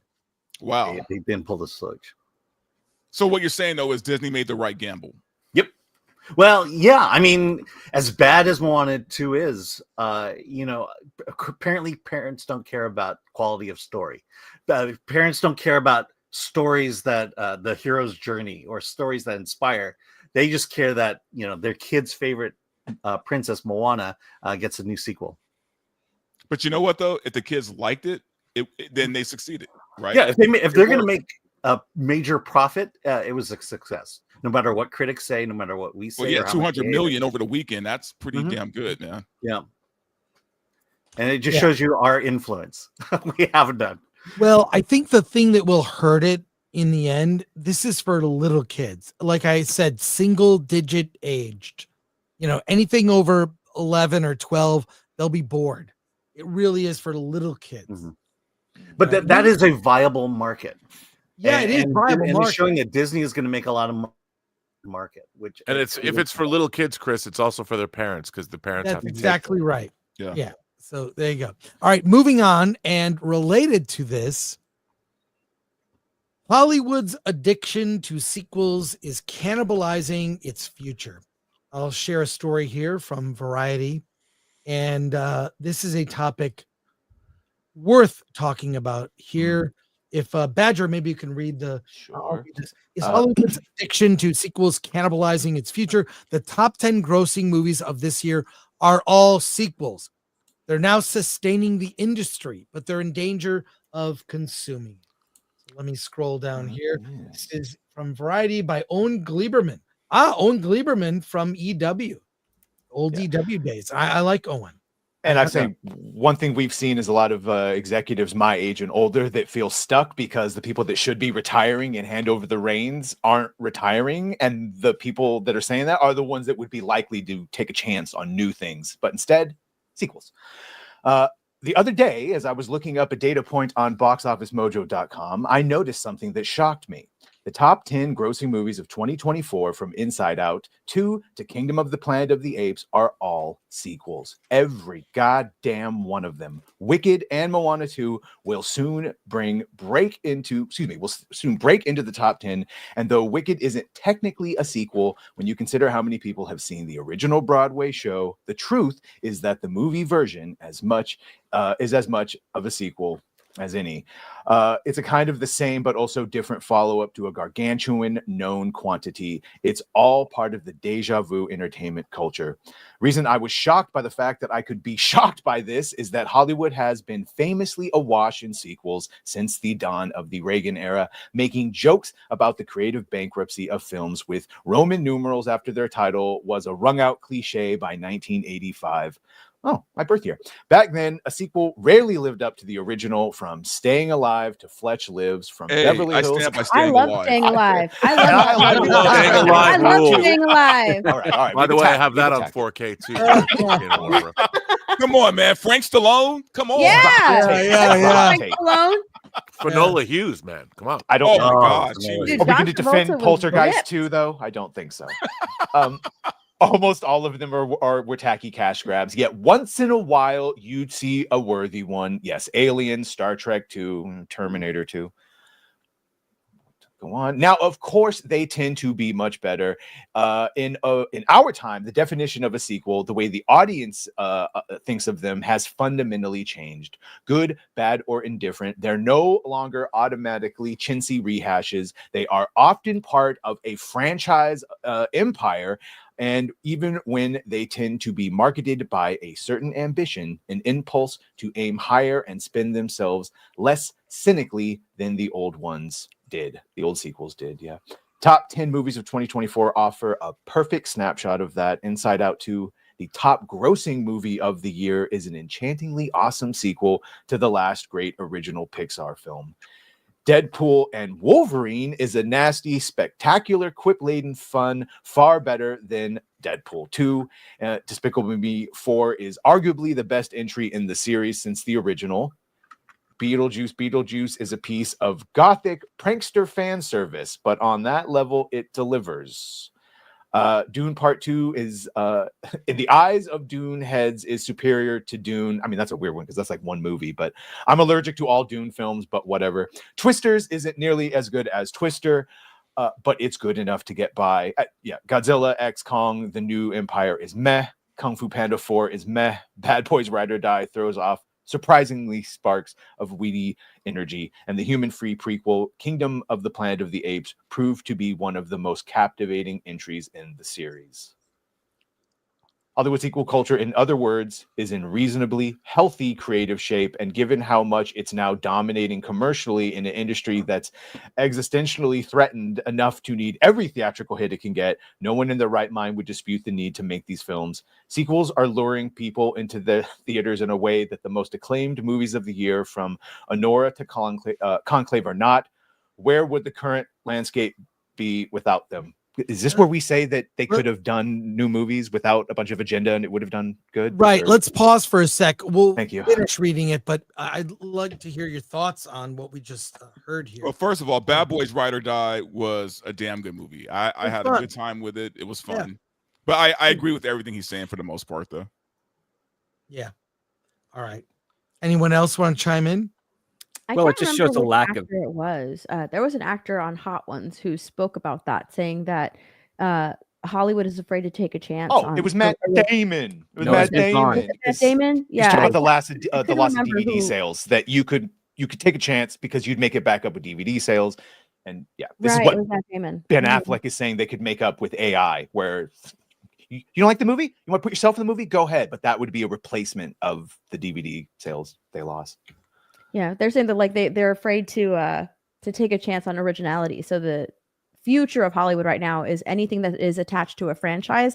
That way, if it fails, like you can't really place the blame anywhere. It's attached to a franchise. So if it fails, well, it's not our fault. It was attached to a franchise. The fans of the franchise didn't come out to see it. So there's no originality. It has to be attached to a franchise or a sequel or prequel, something like that. Yeah, that's what Vince Vaughn said specifically. It was Vince Vaughn. It was okay. Yeah, Vince Vaughn. But one of the things too is that the Hollywood studios franchises don't begin as $200 million movies, and all studios are doing now is they're spending that much money because they're making movies for the global marketplace. And what I would say is, if you want to look to something, and I don't know why studios aren't doing this, look at John Wick. Mm-hmm. John Wick was a movie that was made for a price. With a star, not maybe a mega star, but Keanu Reeves is certainly in his beloved. What was that? Almost 10 years ago, the John Wick 1 came out. Look at the cost of the John Wick movies in relation to how much they made. Now you have 4 films, a TV series, and you have a spin-off Ballerina coming out. That's a franchise, and that's a franchise that they created within the last decade, maybe 12 years. I don't know how. Maybe it was 10 years ago. Maybe it was 12. I don't know. The Hollywood studios do not have anybody working there that understand how to find the next John Wick or the next original franchise that they can shepherd into an IP that becomes 1 movie, 2 movies, 3 movies, 4 movies, because they don't know. You now have a whole generation of people that they haven't read. They can't I want to go. There's a book I read 30 years ago, or a book I read 20 years ago, or a book that's 30 years old that I loved. Let's go after that and make it. There's no one in the film culture that is that person anymore. Maybe there's more working in TV, but not in movies. They don't know how, and they don't know what would perhaps capture the imaginations of audiences today. That's the problem. The only thing the studios can make are sequels, because that's the only thing that their shareholders and Wall Street will let them make. They can't take a risk, because even at the studio level, you're still spending 50, 60, 70. I mean, my God, The Matrix was $65 million in 1999. Where's that? Why can't people find people? And also, who we also don't have? Creators. Yeah. There are no filmmakers that know how to make brand new franchises. And there's nobody out there. Look, Honora is probably the best movie I saw this year. Honestly, I loved it. No one's going to see that movie because they didn't know how to market that movie. That movie is delightful. It's also edgy and fun, and I love that movie. No one's going to see it. They didn't market it well. But where are the creators? Where's the new Robert Zemeckis making Back to the Future after he worked his way up from I Want to Hold Your Hand to making used cars to finally banging around with? Where is that group of people? We don't have them anymore. There's nobody in Hollywood to make new franchises. Yeah, my fear is we'll never see a George Lucas type again. There aren't any, because the up-and-coming filmmakers are not interested. If you can make more money, the people that can become great filmmakers are probably out there working on TikTok, making a shit ton more money than they would make making indie movies that would cut their teeth in the industry. Right. That is very Right. true. You know, where's it? There is no incentive for young people to get into filmmaking because filmmaking is no longer. Filmmaking used to be rock and roll. It used to be counterculture. When I was in high school, I could go see Alex Cox making a Repo Man. Yeah. You know, and I'm like, I want to make a movie like that. There is no voice for youth in Hollywood anymore. We don't even get good youth movies. Well, that's because studios don't know how to budget anymore, man. The thing is, you can't take a risk when your bottom budget is $100 million. Of course, like it's absolutely 100%. So you can't risk anything. You can't, man. So it has to be played safe, which is why we get all the sequels we've gotten, right? And we'll continue to get them in next year too. That once the studios know how to manage their money better, I think you'll see people taking bigger risks, but they can't do it. John Wick, for all you know, when they got Keanu Reeves on board, he wasn't at the height of his career, man. Nope. In fact, he was kind of on the downslide, man. Like he had before John Wick, there was a big gap between The Matrix and John Wick. I did that Eli Roth film with what's her face, you know, the two girls that capture the king. Oh, Ana de Armas and whatever. Yeah, Ana de Armas, yeah. And then he also did a romantic movie with Sandra Bullock again. The Lake House. The Lake House. Yeah, like he did art stuff. I liked him in Thumbsucker. That was a great independent little movie. But he wasn't doing like big box office stuff. We don't have filmmakers that know how to make it something that's going to become the next IP. That's the problem. Let's continue with this story, if you would, Badger, and we'll finish reading. And yet there's something a little skewed about this picture. I can't recall a moment when sequels crushed the box office this definitively. 15 out of the year's top 20 grossing movies are sequels. The sequelization of Hollywood in the 80s represented a trend all too neurotic in its reality that the industry is becoming addicted to surefire hits, had grown more comfortable looking backward than forward. Maybe that was always true to a degree. In the studio system era, Westerns weren't sequels, but hundreds, thousands of them were built out of the same rawhide parts. Superhero movies, in many ways, are the contemporary equivalent. Hollywood has always cannibalized itself, but the thing is, it hasn't just cannibalized itself. The contradiction of sequel culture and the threat of it is that if all you rely on is concepts from the past, you're not going to produce enough of a future. To put it in the industry's corrupt terms, there won't be enough hit movies to make sequels to. Sequel culture contains, by definition, an element of non-sustainability. And when it comes to the trend of making sequels to 40-year-old movies, how many times can we really go back and strip mine the prime nostalgia of films like Top Gun, Beetlejuice? Tom Cruise is said to be trying to line up sequels to Days of Thunder. What's next? Ridley Scott's Legend 2. Sequel culture, like a lot of addictions, is exciting and depressing at the same time. We want that mainline hit of deja vu narcotic, yet with very rare exceptions, we can't go back again. Not fully, not really. Just consider the super ambitious, aiming high sequels this year that didn't entirely work, not because there was any cynicism to their making, but because the movies they were following up were so potent in their originality. Furiosa, a Mad Max saga, was an epic prequel to a movie that was better off not having one. Joker, spent most of its courtroom scene chewing over the split personality dazzle of Joker. And Gladiator 2 may have cast the wrong lead actor, but what actor could have matched what Russell Crowe brought off in Gladiator? I'm going to finish this out. If you want me to. Yeah. All right. We all know the fabled list of sequels that are powerfully artful in their own right to the point of possibly being greater than the movies they were sequels to. Godfather Part 2, Empire Strikes Back, The Dark Knight. But the truth is that you can just about count the list of movies on one hand. Sequel culture craves that deja vu nirvana, but like all addictions, it proves a high that eats away at you at the same time. It's sustaining without being nourishing, and the movie industry fights to survive. Any film that helps it do so probably deserves a tip of the hat, but the industry can't ultimately survive unless it figures out a way to make movie culture survive. It will do that only by keeping its eye on the road ahead more than the rear view Mir. I just wanted to say to Robert's point about we don't have creatives. It seems like we had a great deal of creatives and then we fired them all using Me Too as a cover. So maybe we could just get those creatives back and all the people not hired because they're white and male or straight or whatever and didn't fill out the little survey that was going around. And then that would inspire maybe the younger generation. And maybe we'd see something creative like this holiday movie, Brightly Shining. Jack Nicholson and Shelley Duvall on the Hallmark Channel. Oh. Brightly Shining. I think we could all agree that that'd be a film that we'd like to see. By the way, here's a quiz. But what was the last year that the box office wasn't dominated by sequels? Last year. I don't know. Yeah. What was the last year? I have it. 2020? 2020? Yeah. No. Nope.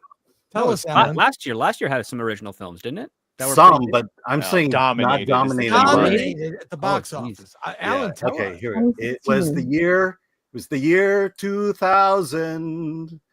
Oh, How the Grinch Stole Christmas, Mission Impossible 2, Gladiator, The Perfect Storm, Meet the Parents, X-Men, Scary Movie, What Lies Beneath, Dinosaur, and Aaron Brockovich.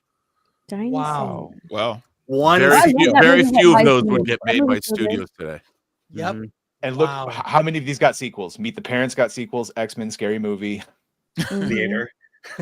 Well, yeah. Wow, that's interesting. What's interesting about that is you look at What Lies Beneath and The Perfect Storm were also great studio programmers, starring movie stars. Perfect Storm, you had Wahlberg and Clooney. What Lies Beneath, Harrison Ford and Michelle Pfeiffer. Those were like bread and butter studio pictures that do not get made today at all. Yeah. But also look how the Grinch Stole Christmas only made number one, but only made $250 million. 250 million. 1999 was also a great year for movies. That Fight Club came out that year. Yep. That was one of those epic years. And didn't Rob And The Matrix. Weren't you involved in a documentary about what year was it? 82. 1982 was a crazy banner year for like genre film. So we're just not getting, I just really feel like my sense is because Alan and I go to these awards events and whatnot, they're trying to lobby us for our vote for the CCA. And, look at this list. Look at the list of movies in 82. That's the year for movies. Read this. E.T., Indiana Jones, Raiders. Raiders. Rocky 3, On Golden Pond, Officer and a Gentleman, Porky's. Can't use that anymore. Was a teen sex comedy. That was a great movie. With a message. With a message on anti-Semitism. It also had boobs. Arthur, Star Trek 2, which was phenomenal. Poltergeist, Chariots of Fire, and First Blood, Conan. That is insane year. Everything. Rob. Keep going. Keep going. Look at that. Sword and the Sorcerer, Reds, Richard Pryor, Richard Pryor, Live on the Sunset Strip. Time Bandits, Taps, Tootsie, Sharky's Tron. Machine, Tron. Jesus. Well, you got Blade Runner. Blade Runner. Spoiled. The wall. We were eating so good, man. The top 10 consisted of my favorite year with Peter O'Toole. We were eating so good. The number of movies that came out in 82. There were great movies. Rob, what is the name of the doc and where can we see it? It's called 1980. First of all, it just came out on Blu-ray, but it's called 1982, The Greatest Geek Year Ever. Wow. Fun fact about Porky's. First time I learned what a glory hole was. Had no idea. Like, hey, wait, stop scrolling. Even if you stop right there, look at, you've got Vice Squad, which is a great sleazy movie set in Hollywood. You've got The Verdict, Paul Newman, one of his great performances. The Secret of Nim. Secret of Nim. Oh my God. Monsignor was a Christopher Reeve movie. The Seduction was a movie with Morgan Fairchild and Andrew, what's his face, the guy, from The Fury. Silent Rage. Das Boot, great foreign film. Missing, Costa Gavras film with Jack Lemmon. Class Reunion was I think, is that Rob Lowe and is that Andrew McCarthy? Andrew McCarthy, is the different. Disney movie Night Crossing, the pirate movie with Christy McNichol, The Beast Within. Like all you go Megaforce down all this list. Yeah, it's The Last Unicorn, Cat people, The Man from Snowy River, Missionary. Cannery Row with Nick Nolte. Wow. Like Yeah, all remember when these, you used to go to the movies every week? I mean, this was Right. wild. And This there is was wild. always something at least interesting. Whose Life Is It Anyway? Wasn't that Richard Dreyfuss and Amy Irving or something? Yeah. And by the way, weren't we paying $5 a ticket to see these movies? Yeah, probably Or less. less than Or that. less. Probably less. Yeah. And Oh all my of these were God. theatrical, even the sleazy exploitation version. So when I was a teenager, it was like $5 to see the movies. $5.50. Wow. Yeah. It's they Ron really Mack is right. Blade Runner and John Carpenter's The Thing were released on the same day too. Oh, They Call Me Jesus. Bruce. That's crazy. They Call Me Bruce came out. Oh, They Call Me Bruce was amazing. The Border with Jack Nicholson. Yeah. The Remember Personal Soldier, Best? directed by James Glickenhaus. even and, the movies that starring didn't Ken perform Wall. well were great movies. Wrong A lot is of these Right, movies. a Sean Connery political thriller that nobody remembers. Excalibur. Yeah. Oh, Personal Best, a lesbian track and field movie with Margot Yeah. Hemingway. That's right. wow. This is Helen crazy. Mirren. Oh, The and Center, Gandhi. Canadian horror film. I mean, yeah. Yeah, insane. And look, And- Gandhi's still playing, and so is Raiders from the previous year. Wow. Yeah. And Okay. Sophie's Choice and Gandhi. Those are your Oscar. The Oscar Last films. American Virgin. Come We'll on. get to your supers, but I have one last news story here from my spirit animal. Justine Bateman. I love her. She is my spirit She's the animal. best thing on social media right now. She is on X or Instagram. She is on fire. She calls out BS in her latest post, which we won't read the article. We will reference it, but I want to share this here from her Insta. She wrote this piece. Let's see from her Instagram, which is Justine Bateman. Just look her up. For anyone who missed it, my Fast Company op-ed, Hollywood is dead. So let's get into this here. If you would read that, Badger, and we'll go through real quick. For anyone who missed it, my Fast Company op-ed, Hollywood is dead. About 15 years ago, the studios had become too focused on films that made hundreds of millions of dollars. Streaming services saw an avenue into this business by funding and or buying the projects that the studios had largely forgotten. The mid-range award pieces like House of Cards, Manchester by the Sea, and others. That seemed good for a bit. Then these streaming services, like all tech companies, needed to scale. With an eye toward global expansion, these tech companies needed more content where the audience needn't know the language. And so drama, comedy, rom-coms, and satire, which do not do well internationally, were pushed off, and there was a full embrace of genre. Yeah, and so drama, comedy, rom-coms, and satire. Oh, yeah, sorry. Pushed off. Sorry. Of genre. Okay. Content, those genres being action, horror, and thrillers, all easy to follow without knowing the language. They filled out the platform with the inconsequential, plot-free stuff you can have playing in the background as a second screen while you scroll through your Instagram feed, cook dinner, and answer emails on the primary screen of your phone or laptop. I feel attacked and seen at the same time. Well, she goes on in the Fast Company story. We will link to it. Here she has the visual that accompanies this post is an Oscar inside a coffin, which I think is very telling because this next, with the exception of Dune Part 2, maybe Deadpool and Wolverine, I have no idea how well that movie's going to do. And when it comes to nominations, I think Wicked will dominate. What's your thought on what she's saying?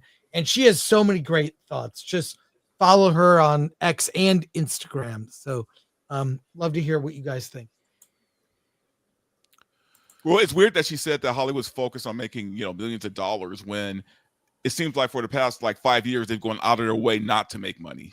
You know what I mean? Right. Like they've done everything but try to make money. Now that, Trump's in office and the culture is changing, maybe some studios are going to start getting back on board with, hey, you know what? Maybe profit should come first. But she's not wrong. She's not wrong. But here's the thing. Hollywood has always been about making money. But it was just that back then we had talented people who, gave us a service, right? They provided a good product and we bought that product. but that hasn't been the case for like a really well. I'm not going to say that, but it's not been what it used to be. No, it's been mitigated heavily because the studios have found a way to basically no longer have to worry about arguing with a creative artist anymore, because there's so many people that want that position. They can just push you aside and grab someone else to fill the role. Like, that's basically it. There's no director or screenwriter or actor who's got this huge, deep vision for a project that they want to do that has the clout or leverage on their side to get that done the way it needs to be done in order for them and the studio to benefit. Now it's just coming from the top down. The studio says, we're going to do this movie and we're going to select these people to do it. And if they have a creative vision that doesn't fall in line with ours, well, we can just push them aside because there's so many people that want that job. We can find another person that will do what we want. Even How to Train Your Dragon, the director said, I'm only doing it because they were going to do it anyway. So I might as well be the one to do it. Right. He did. Fair point. Yeah. And that's the culture that they've done now. There's no, I mean, Hollywood always goes through various changes every generation. And those changes come by of like exciting filmmakers that want to experiment, that have managed to prove themselves on their own in the independent circuit, that gets brought into Hollywood and gives it fresh new blood. But we haven't had that this generation. And the attempts that have been made for that to come through have been subsidized with social media and internet and streaming. And Hollywood has chosen not to compete. Instead, they decided to chase after the Netflix model, which has now been detrimental to them, because Netflix was designed to basically just get rid of the video store. And then Hollywood came in and said, oh, now we're just going to get rid of physical media altogether. And those are very reliable sales. But we also don't have a pipeline to nurture creators into Hollywood. You had like in the 90s, you had the explosion of video directors. David Fincher came out of the propaganda video, or propaganda films was one of the biggest commercial and home video companies. Pardon me, one of the most commercial and music video companies in Hollywood. And you had people like everybody from Michael Bay and Fincher came out of there. Other lesser people like Dominic Sena came out of there. And these were filtering, music video directors were being filtered in because they were learning their craft. And the same was true of indie filmmakers. Just like we saw on the list of 82, you had people that were making sleazy exploitation. I mean, hell, Martin Scorsese got started making movies like Boxcar Bertha. You know, and De Palma was making like Hi Mom, and they were cutting their teeth making low budget indie films that were also getting theatrically released, and they worked their way up as they honed their craft. I mean, even James Gunn worked for Troma, so I mean, yeah, that's what I mean. Oh, yeah. And that was back in the 90s. There's none of that. Even like I worked at Full Moon Entertainment and in the 90s, and you had Corman down in Venice, and Full Moon was in Glendale on San Fernando Road, and we were making a movie a month there. And you had people coming out of that. I mean, I recut a David Goyer movie that he had written, and he goes on to write The Dark Knight. We don't even have that anymore. There's no place where new filmmakers are being able to make films and see them theatrically released, even though there's a lot of people out there making movies, but there's nobody who is seeing their films getting theatrically. There's not even a market to get, as Judge Nora, which didn't it win the Palme d'Or or something, and it won Toronto. Nobody even knew it was coming out, and it's like one of the best movies of the year, and it's no one knows it's there. That also comes into what you said earlier, and what I've been saying since I got on the internet is that marketing just doesn't know how to sell anything, and they get away with it by saying we don't know how to sell this, and they're still hired. And what's, to your point, is tragic is that Ron Howard and Brian Grazer, I think about 5-6 years ago, they started basically a pipeline for getting new creatives to become directors and writers and whatnot called Imagine Impact, and it failed, primarily because when you take a look at who they picked to get this essentially this easement to learn and develop and pitch and put into production, it was all part of the very same groups that were actually doing terrible damage to Hollywood, the agenda-driven ones, the checkbox-driven people. He had this great opportunity and had a ton of money back behind it and investors behind it, and it burned out incredibly fast, so much so that I think that failure is one of the reasons why Ron said, I'm retiring early, because he just couldn't find that next generation that he needed, aside from his daughter, who is really like, sadly, she's mitigated to Disney Plus stuff, but she's got an eye that we really should. Yeah, Bryce is pretty talented, man. Yeah. But why isn't she being given a big studio feature to direct? She's directing an episode of Skeleton Crew. Exactly. That's horrible, because she's better than that. Experience, and she's better than that. Yes, 100%. And Justine Bateman, by the way, directed an indie movie starring Olivia Munn that was at South by Southwest. I don't know if it ever came out. By the way, did you see how she was reviewing people's Trump victory meltdown Yes, videos. it was hilarious. It was one of the funniest things of the year. It really it's was. like analyzing it like it's cinema. High art. It was fantastic. But I think part of it is audiences are trained. And I think audiences learn by what you show them. And there are differences between, there's a culture around an art house theater, for example, right? Or like a Lemley or a Alamo Draft House. The audience gets trained to like certain things. And I think now when you look at mainstream, whether it's Regal, AMC, Cinemark, or whatever, they've trained their audience to, you're going to get the next Marvel this, the sequel this. That's what they sell. Chris. And anything unfamiliar is difficult to sell. But that's not the theater's fault, though. But there is a studio that's actually doing that, and it's working, and it's A24. Yes. A24, especially younger audiences. I've never heard people talk about a studio the way people talk about A24.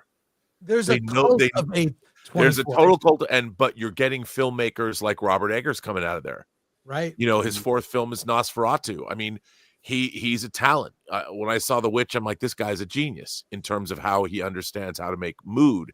Yeah. And you're seeing a lot of the guys that came out of, Ari Aster, varying degrees of success. I mean, I don't know if Bo is Afraid is going to make people believe that he should be developing tentpole properties, but we do have a younger generation of filmmakers who are out there, and they, and sometimes they make the wrong move, like Damien Chazelle making a Babylon, or Robert Eggers making The Northman, which is a kick-ass movie, but not for $90 million. It's not.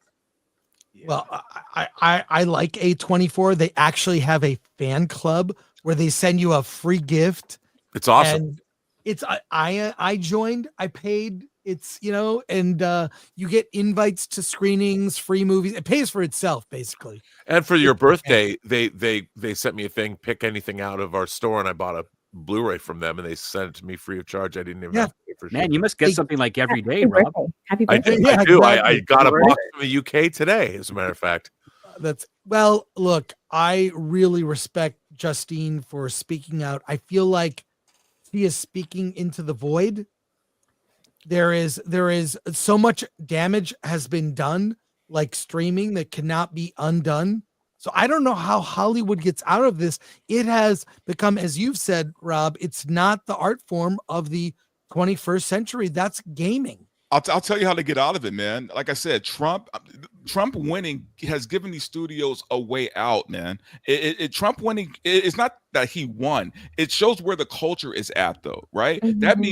That means Hollywood can go back to just making good movies and not have to worry about checking boxes. They could just write good stories, make good movies, and people will go watch those movies. But the keep speaking out. The executives, though, who have to pick which movies are going to get made, they don't know. Right. And that's the real problem is they were not, when I worked at Warner Brothers in the early 90s, the story department there and the executives there were all pretty savvy people. And now the people that are running the studios more than ever are all Ivy League educated business people that don't know anything about story. They didn't even grow up. The executives were always in their late 20s, early 30s, maybe into their early 40s, because they tended to be younger. There weren't a lot of old executives at Warner Brothers at least 30 years ago. No one today are movie fans. They don't know movies. They don't know stories. They don't even read books. So they can't sit there and go, I don't understand why no one's done Donna Tartt's A Secret History as a film yet. Why hasn't David Fincher made that movie? I don't know. But if somebody said to me, Rob, give me 10 books, I could give you 10 books that should be adapted tomorrow. And we're getting something like Andy Weir's Project Hail Mary, which I hope is going to be one of the best movies of 2025 because I love that book. But it's amazing that movie got made. And the only reason it got made was because The Martian was good. But, we don't have anybody that knows what to do in Hollywood now.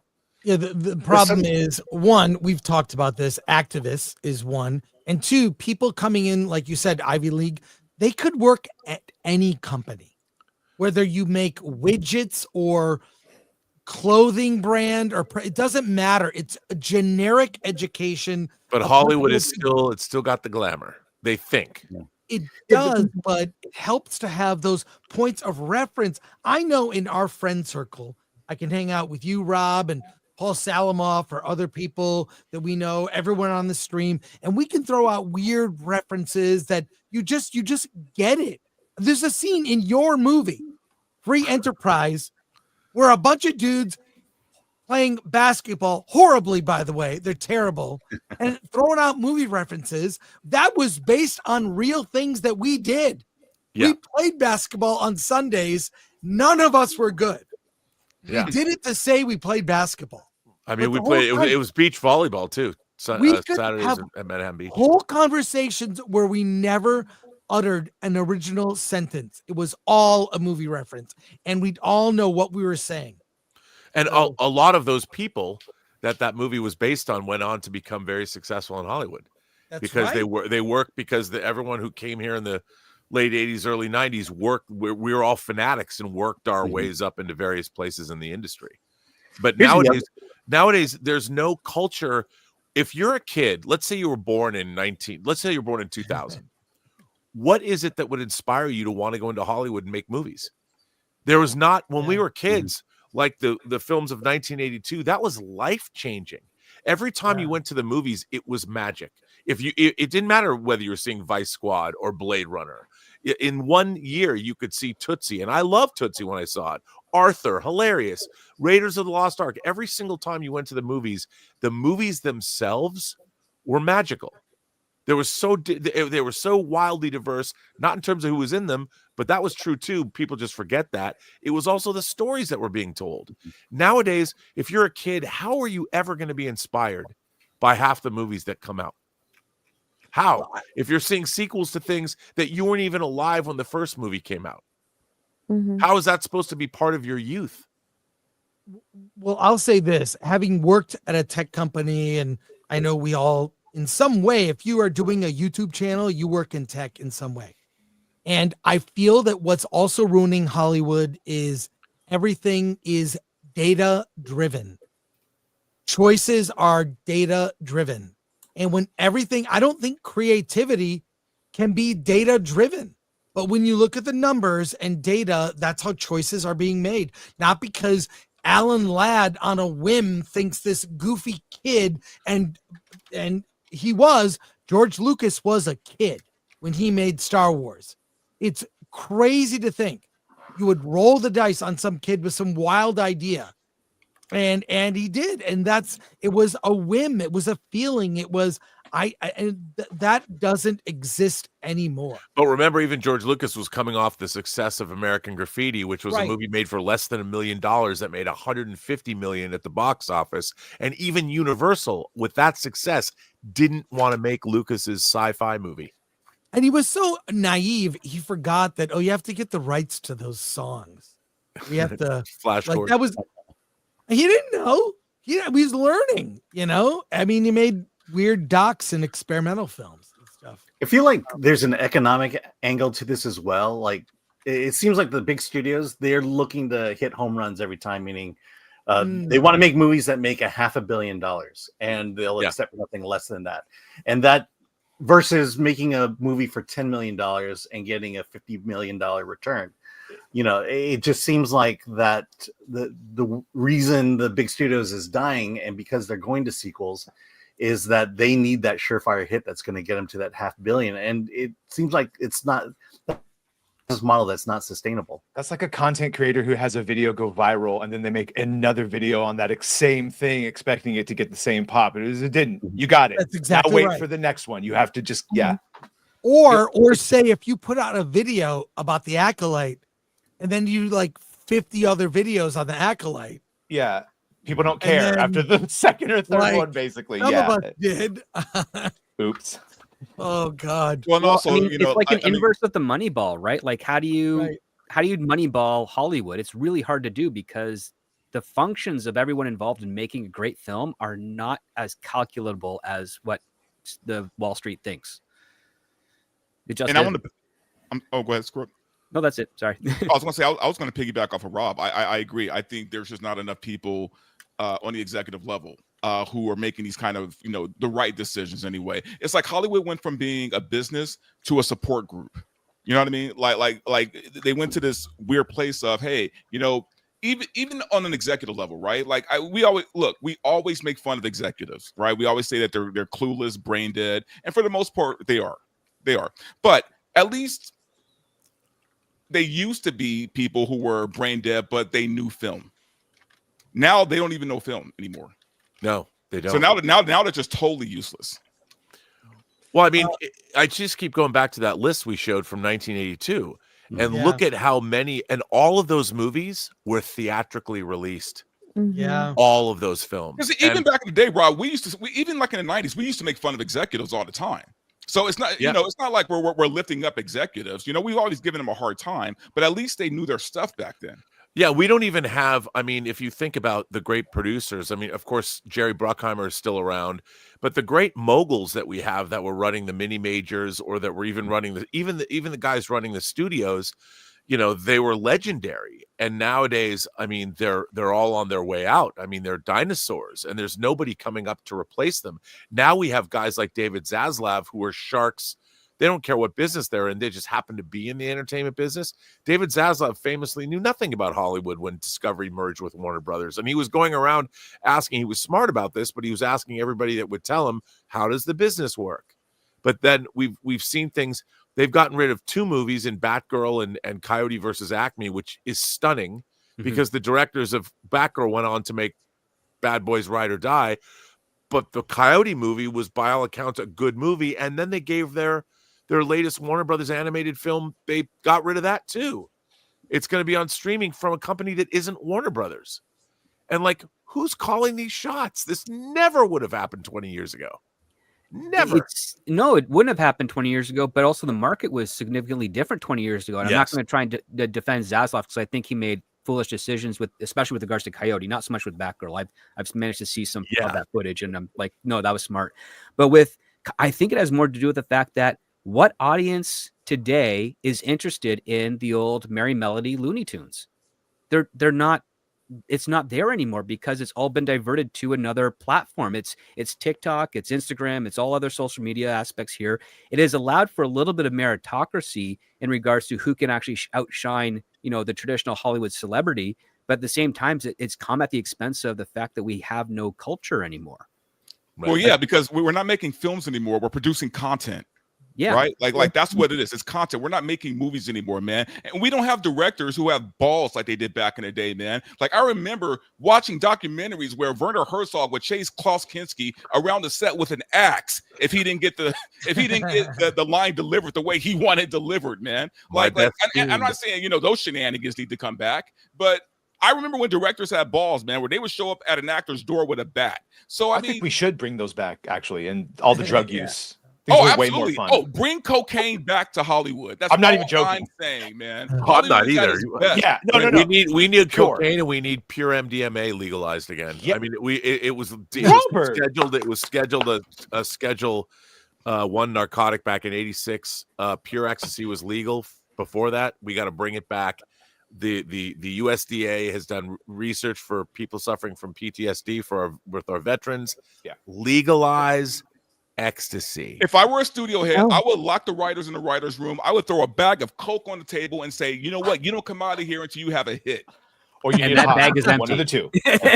Well, but we joke about that. But the thing is, people that were attracted, if you think about the 70s and everybody was doing blow, the creative impulse, and I'm not saying you have to be a drug addict to be creative, but there was something about when your life is wrapped up in your creative work. And I don't think a lot of people have that anymore.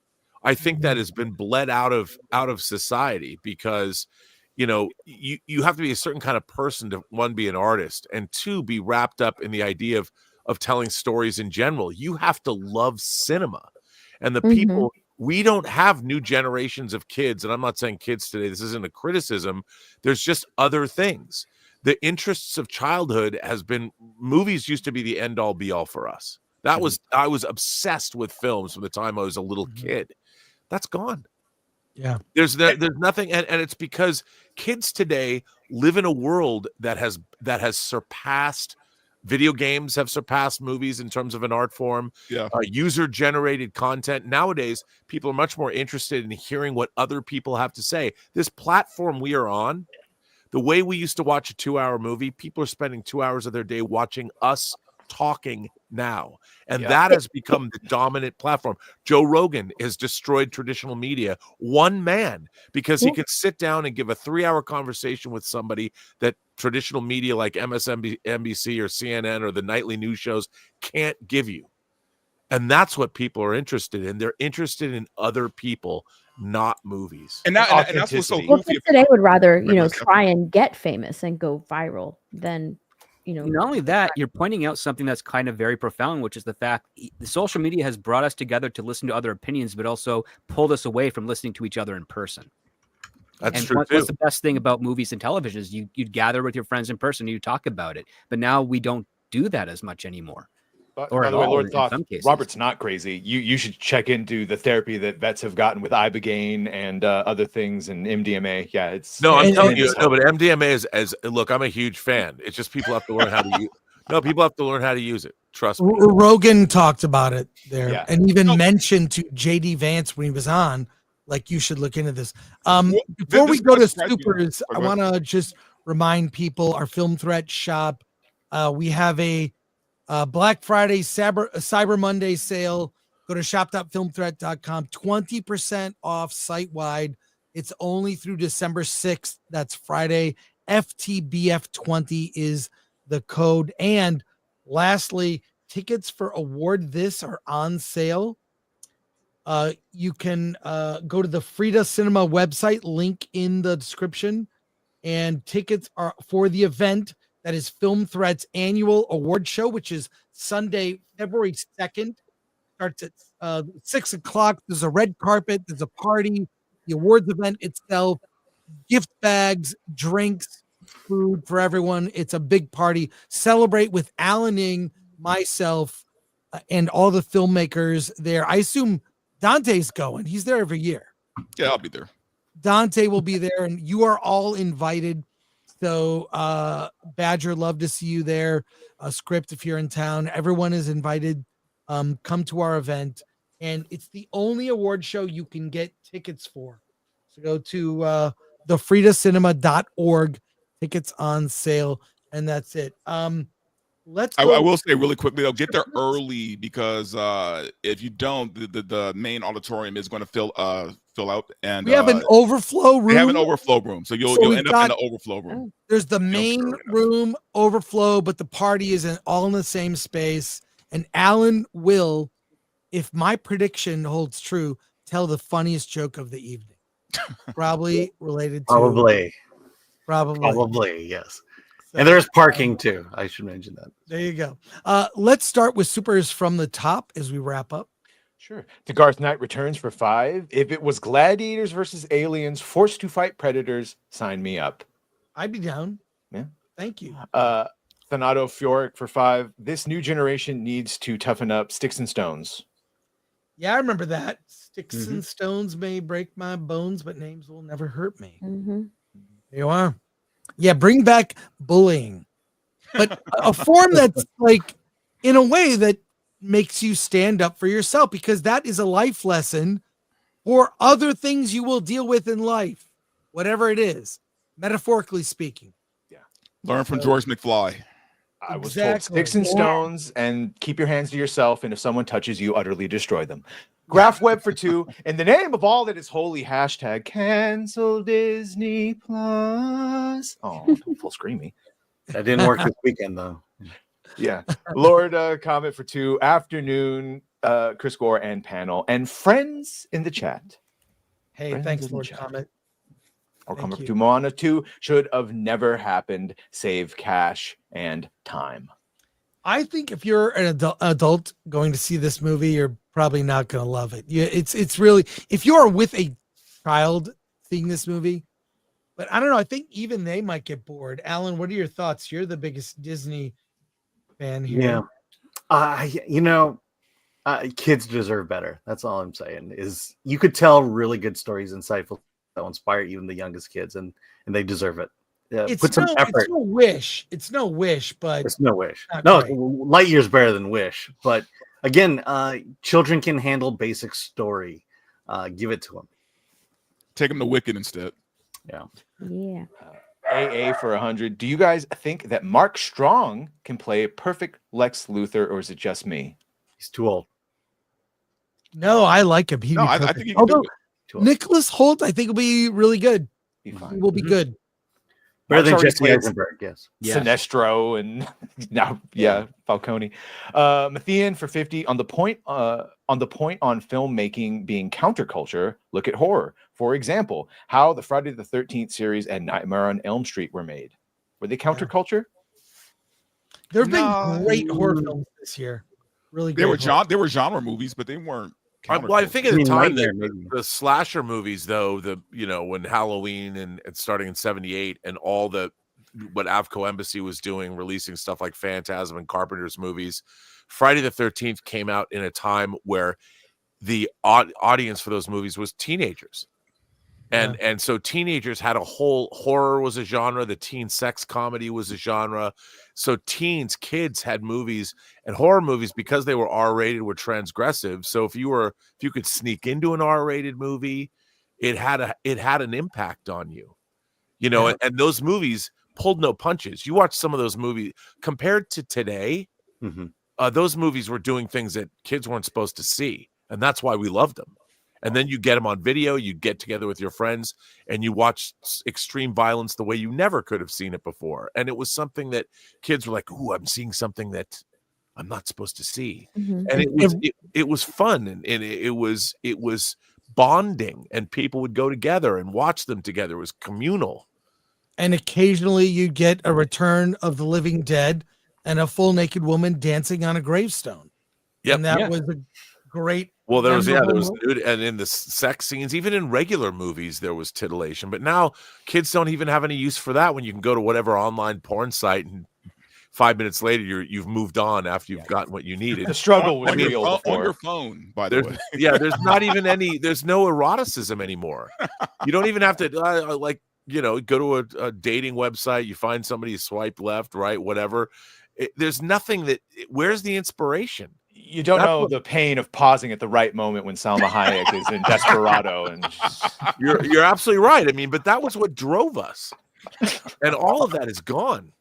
Yeah, it's a lack of scarcity. That's why too. When you have that much access to it, you just don't value it anymore. Oversaturated market. Very true. Yeah, it's oversaturated. Like I said, man, back in the days, we had to earn our porn. Yeah. Stubble McShave for 100. There are new franchise. Where are the new franchises? I long for original good movies that the studios back. Just look at the 90s, 1990. I was gonna mention 1994 because that is another banger. 1994 was one of the best years for movies with mostly great original movies. Yeah, 1992 had a great space movie, by the way. Yeah, look it up. It's a very fun one. Rhaegar Targaryen for 199. Speaking of Beetlejuice, who's had Beetlejuice Fanta or Beet Juice Fanta rather? That sounds I have awful. not. I have not, but I love the Coke machines at AMC. You can like mix and match. The Coke machines are great at AMC. Give them credit for that. Benjamin for 4.99 or for so make Coke great again. The soda. Benjamin for 4.99. Justine was hot in Arrested Development season 3. Check it out. Right. Yeah. Tom for 2. Justine based, man. Hey, Steph. Hello. Shatowski for 2. Talented people exist. No one wants to fund them. Yeah. Also, what's the, like you pointed out, Rob, the path might be easier to just make a viral video, cut my teeth there, and make money. I mean, think about how many people see some of these viral videos. Millions. Yeah. You can't, as an independent filmmaker, none of our favorite independent filmmakers have the kind of audience one viral video can get. Rob, that video you posted on X of that family singing at the AMC got 2.4 million views. I know.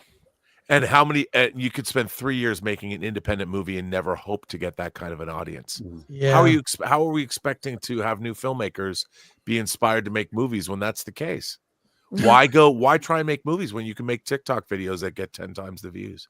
That's what I'm saying. You can grow substantially on TikTok so easily, just as a regular person doing silly stuff. And there's lots of creativity too. There's creativity in the short form that didn't exist. We didn't have those formats 25 years ago, 30 years ago. And now we have a whole new genre of, call it what it is. It's filmmaking. Well, I think you said it yesterday, Steph. You said it yesterday when these people only have 3 or 4 seconds to make an impact on these videos, right? Mm-hmm. They have a very short time for you to be very interested in their video before you have to scroll up to the next one. So yeah. There's an art to that. Lady Fossil out for 5. Speaking of new projects and original stories, is there any updates or news about Mr. Tom Knuckles' new adventure movie, Island in the Stars? We have to watch this. It was brought up. I don't know about Island in the Stars. I do know that Alan Dean Foster has been helping out with that recently, which is not too shabby. But if you supported it on the Indiegogo, you should be getting some updates there. But go check out their page; they should have some updates for you on that. I do know that Tom's working on like 3 other films right now at the same time. So, so it's a lot of work to try and do a science fiction film.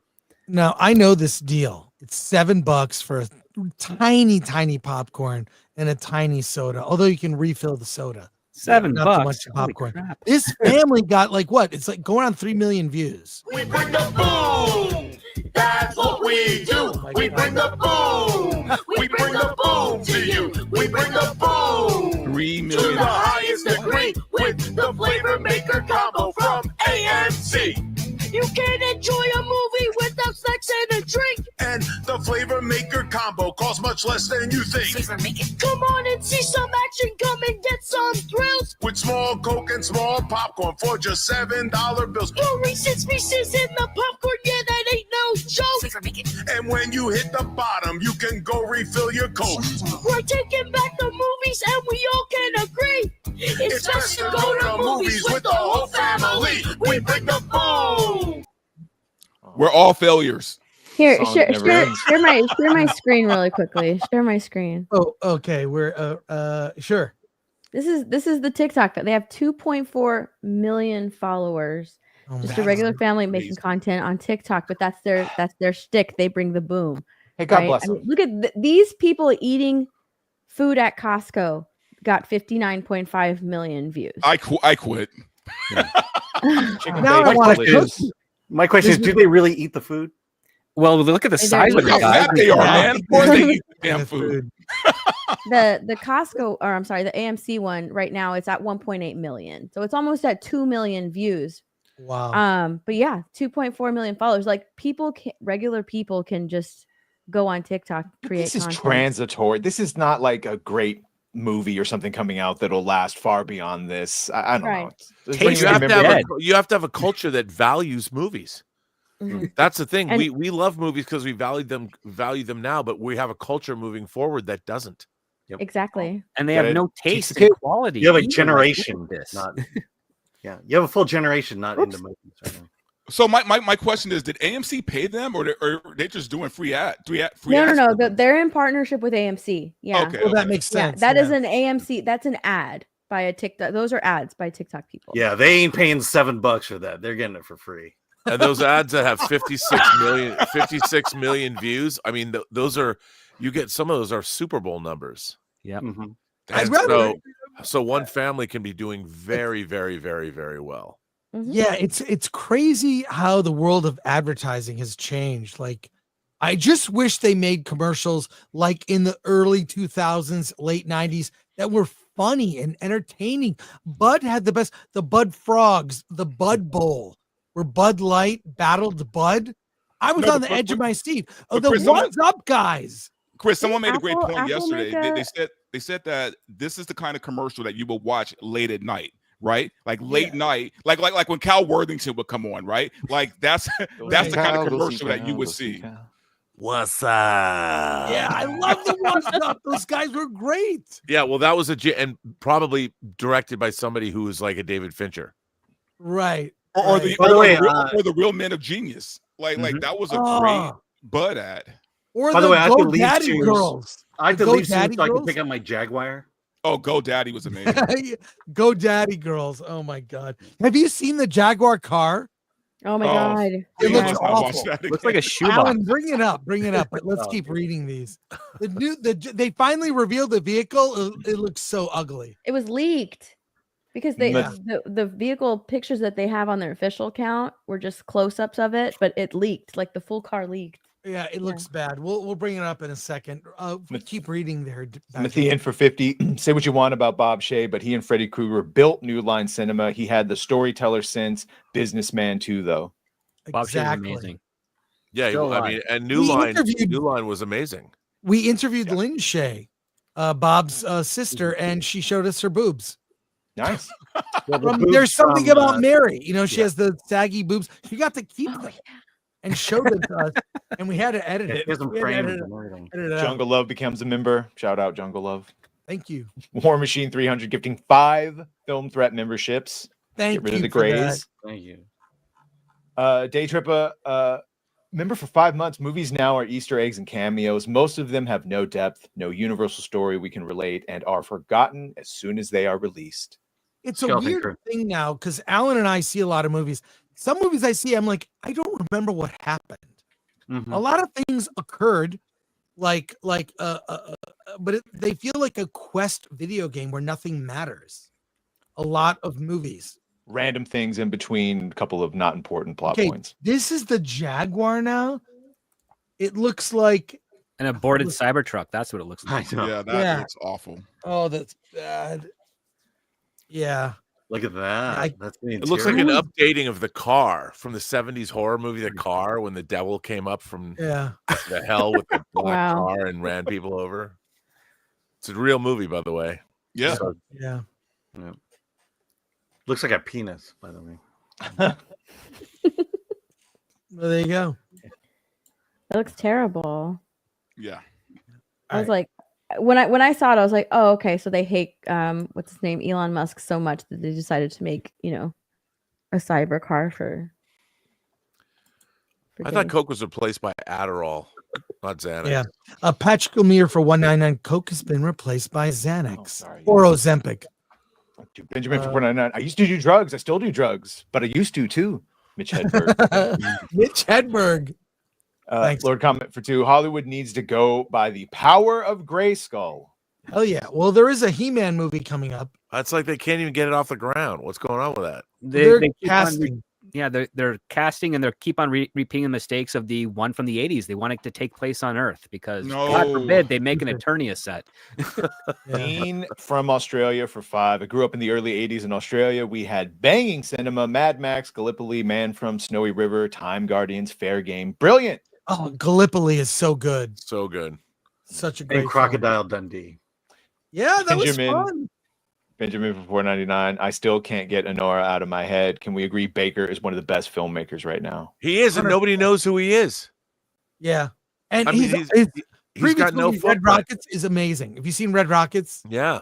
Oh, it's so good. He's amazing, and this movie should win Best Picture of the Year, I think, so far. He'll be nominated. I believe Honora and Wicked are the 2 shoo-ins so far. Yeah. Yeah, but I think Convoy Honora will probably get the noms. It won't win. Wicked will probably win. Yeah, I think Wicked's the best picture of the year. Yeah, absolutely. All I know is that Mickey Madison is hot. Yeah. Mickey Madison is very hot. Well, I want to thank everyone coming up. You can go to. I want to thank everyone here, our panelists, the great R&B, Verbal Riot, Steph, My Dirty Home, the great. Well, you're all great. I got to be honest. Why did I do that? Happy birthday, Angry Robert. Badger, Script Doctor, Badger. You're going live shortly. Yes, What does everyone else have coming up? Shout it out. Oh, Hollywood on the Rocks this Wednesday. We're going to talk about the Skeleton Crew.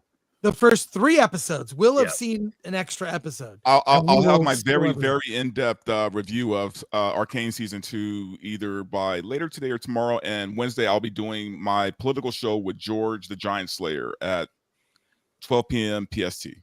Nice. Shout out. Steph, what do you got? I have a couple of videos coming out on Rachel Zegler and Wicked. And then on Wednesday, I do Nerdy News on my channel. It's a live stream that I do it around 3 o'clock Eastern. So that's what I have. Nice. And are you going to see that Rachel Zegler movie Y2K? I don't know. You have to see it. Okay, I will. I'll see it. She has a movie on I'll pay Netflix. for it though. She has a movie on Netflix, Spellbound, which we reviewed. Yeah, apparently that movie like glorifies divorce. Yeah. Yay. That makes it palatable for children. Yeah. Script, you got scripts on Saturday, and Rob, you're recovering from 1,000 minutes. Yeah, live. still doing the go to Robservations, the Burnett work on YouTube, and then look out for True Noir, the assassination of Anton Cermak. The first act will be dropping on the 13th of December. Cool. All right. Thank Week you. I'm a Friday. proud supporter. And thanks to our mod, Lord Thoth. Thanks to Atomic Lori, Glenn Nuccio, Lori and Glenn are producers of the show. And Alan will be back. I'll be back with Alan on Wednesday after I do the nooner, which should be fun. And we'll be back next week. And at some point, we're going to talk about Kraven the Hunter. We'll see how that goes. So thank you, everyone. Badger live in 30. Is that Less true? than that, like 20 minutes. 20 I'll be over minutes. there. Yep. We'll point to you, Alan. Let's get out of here.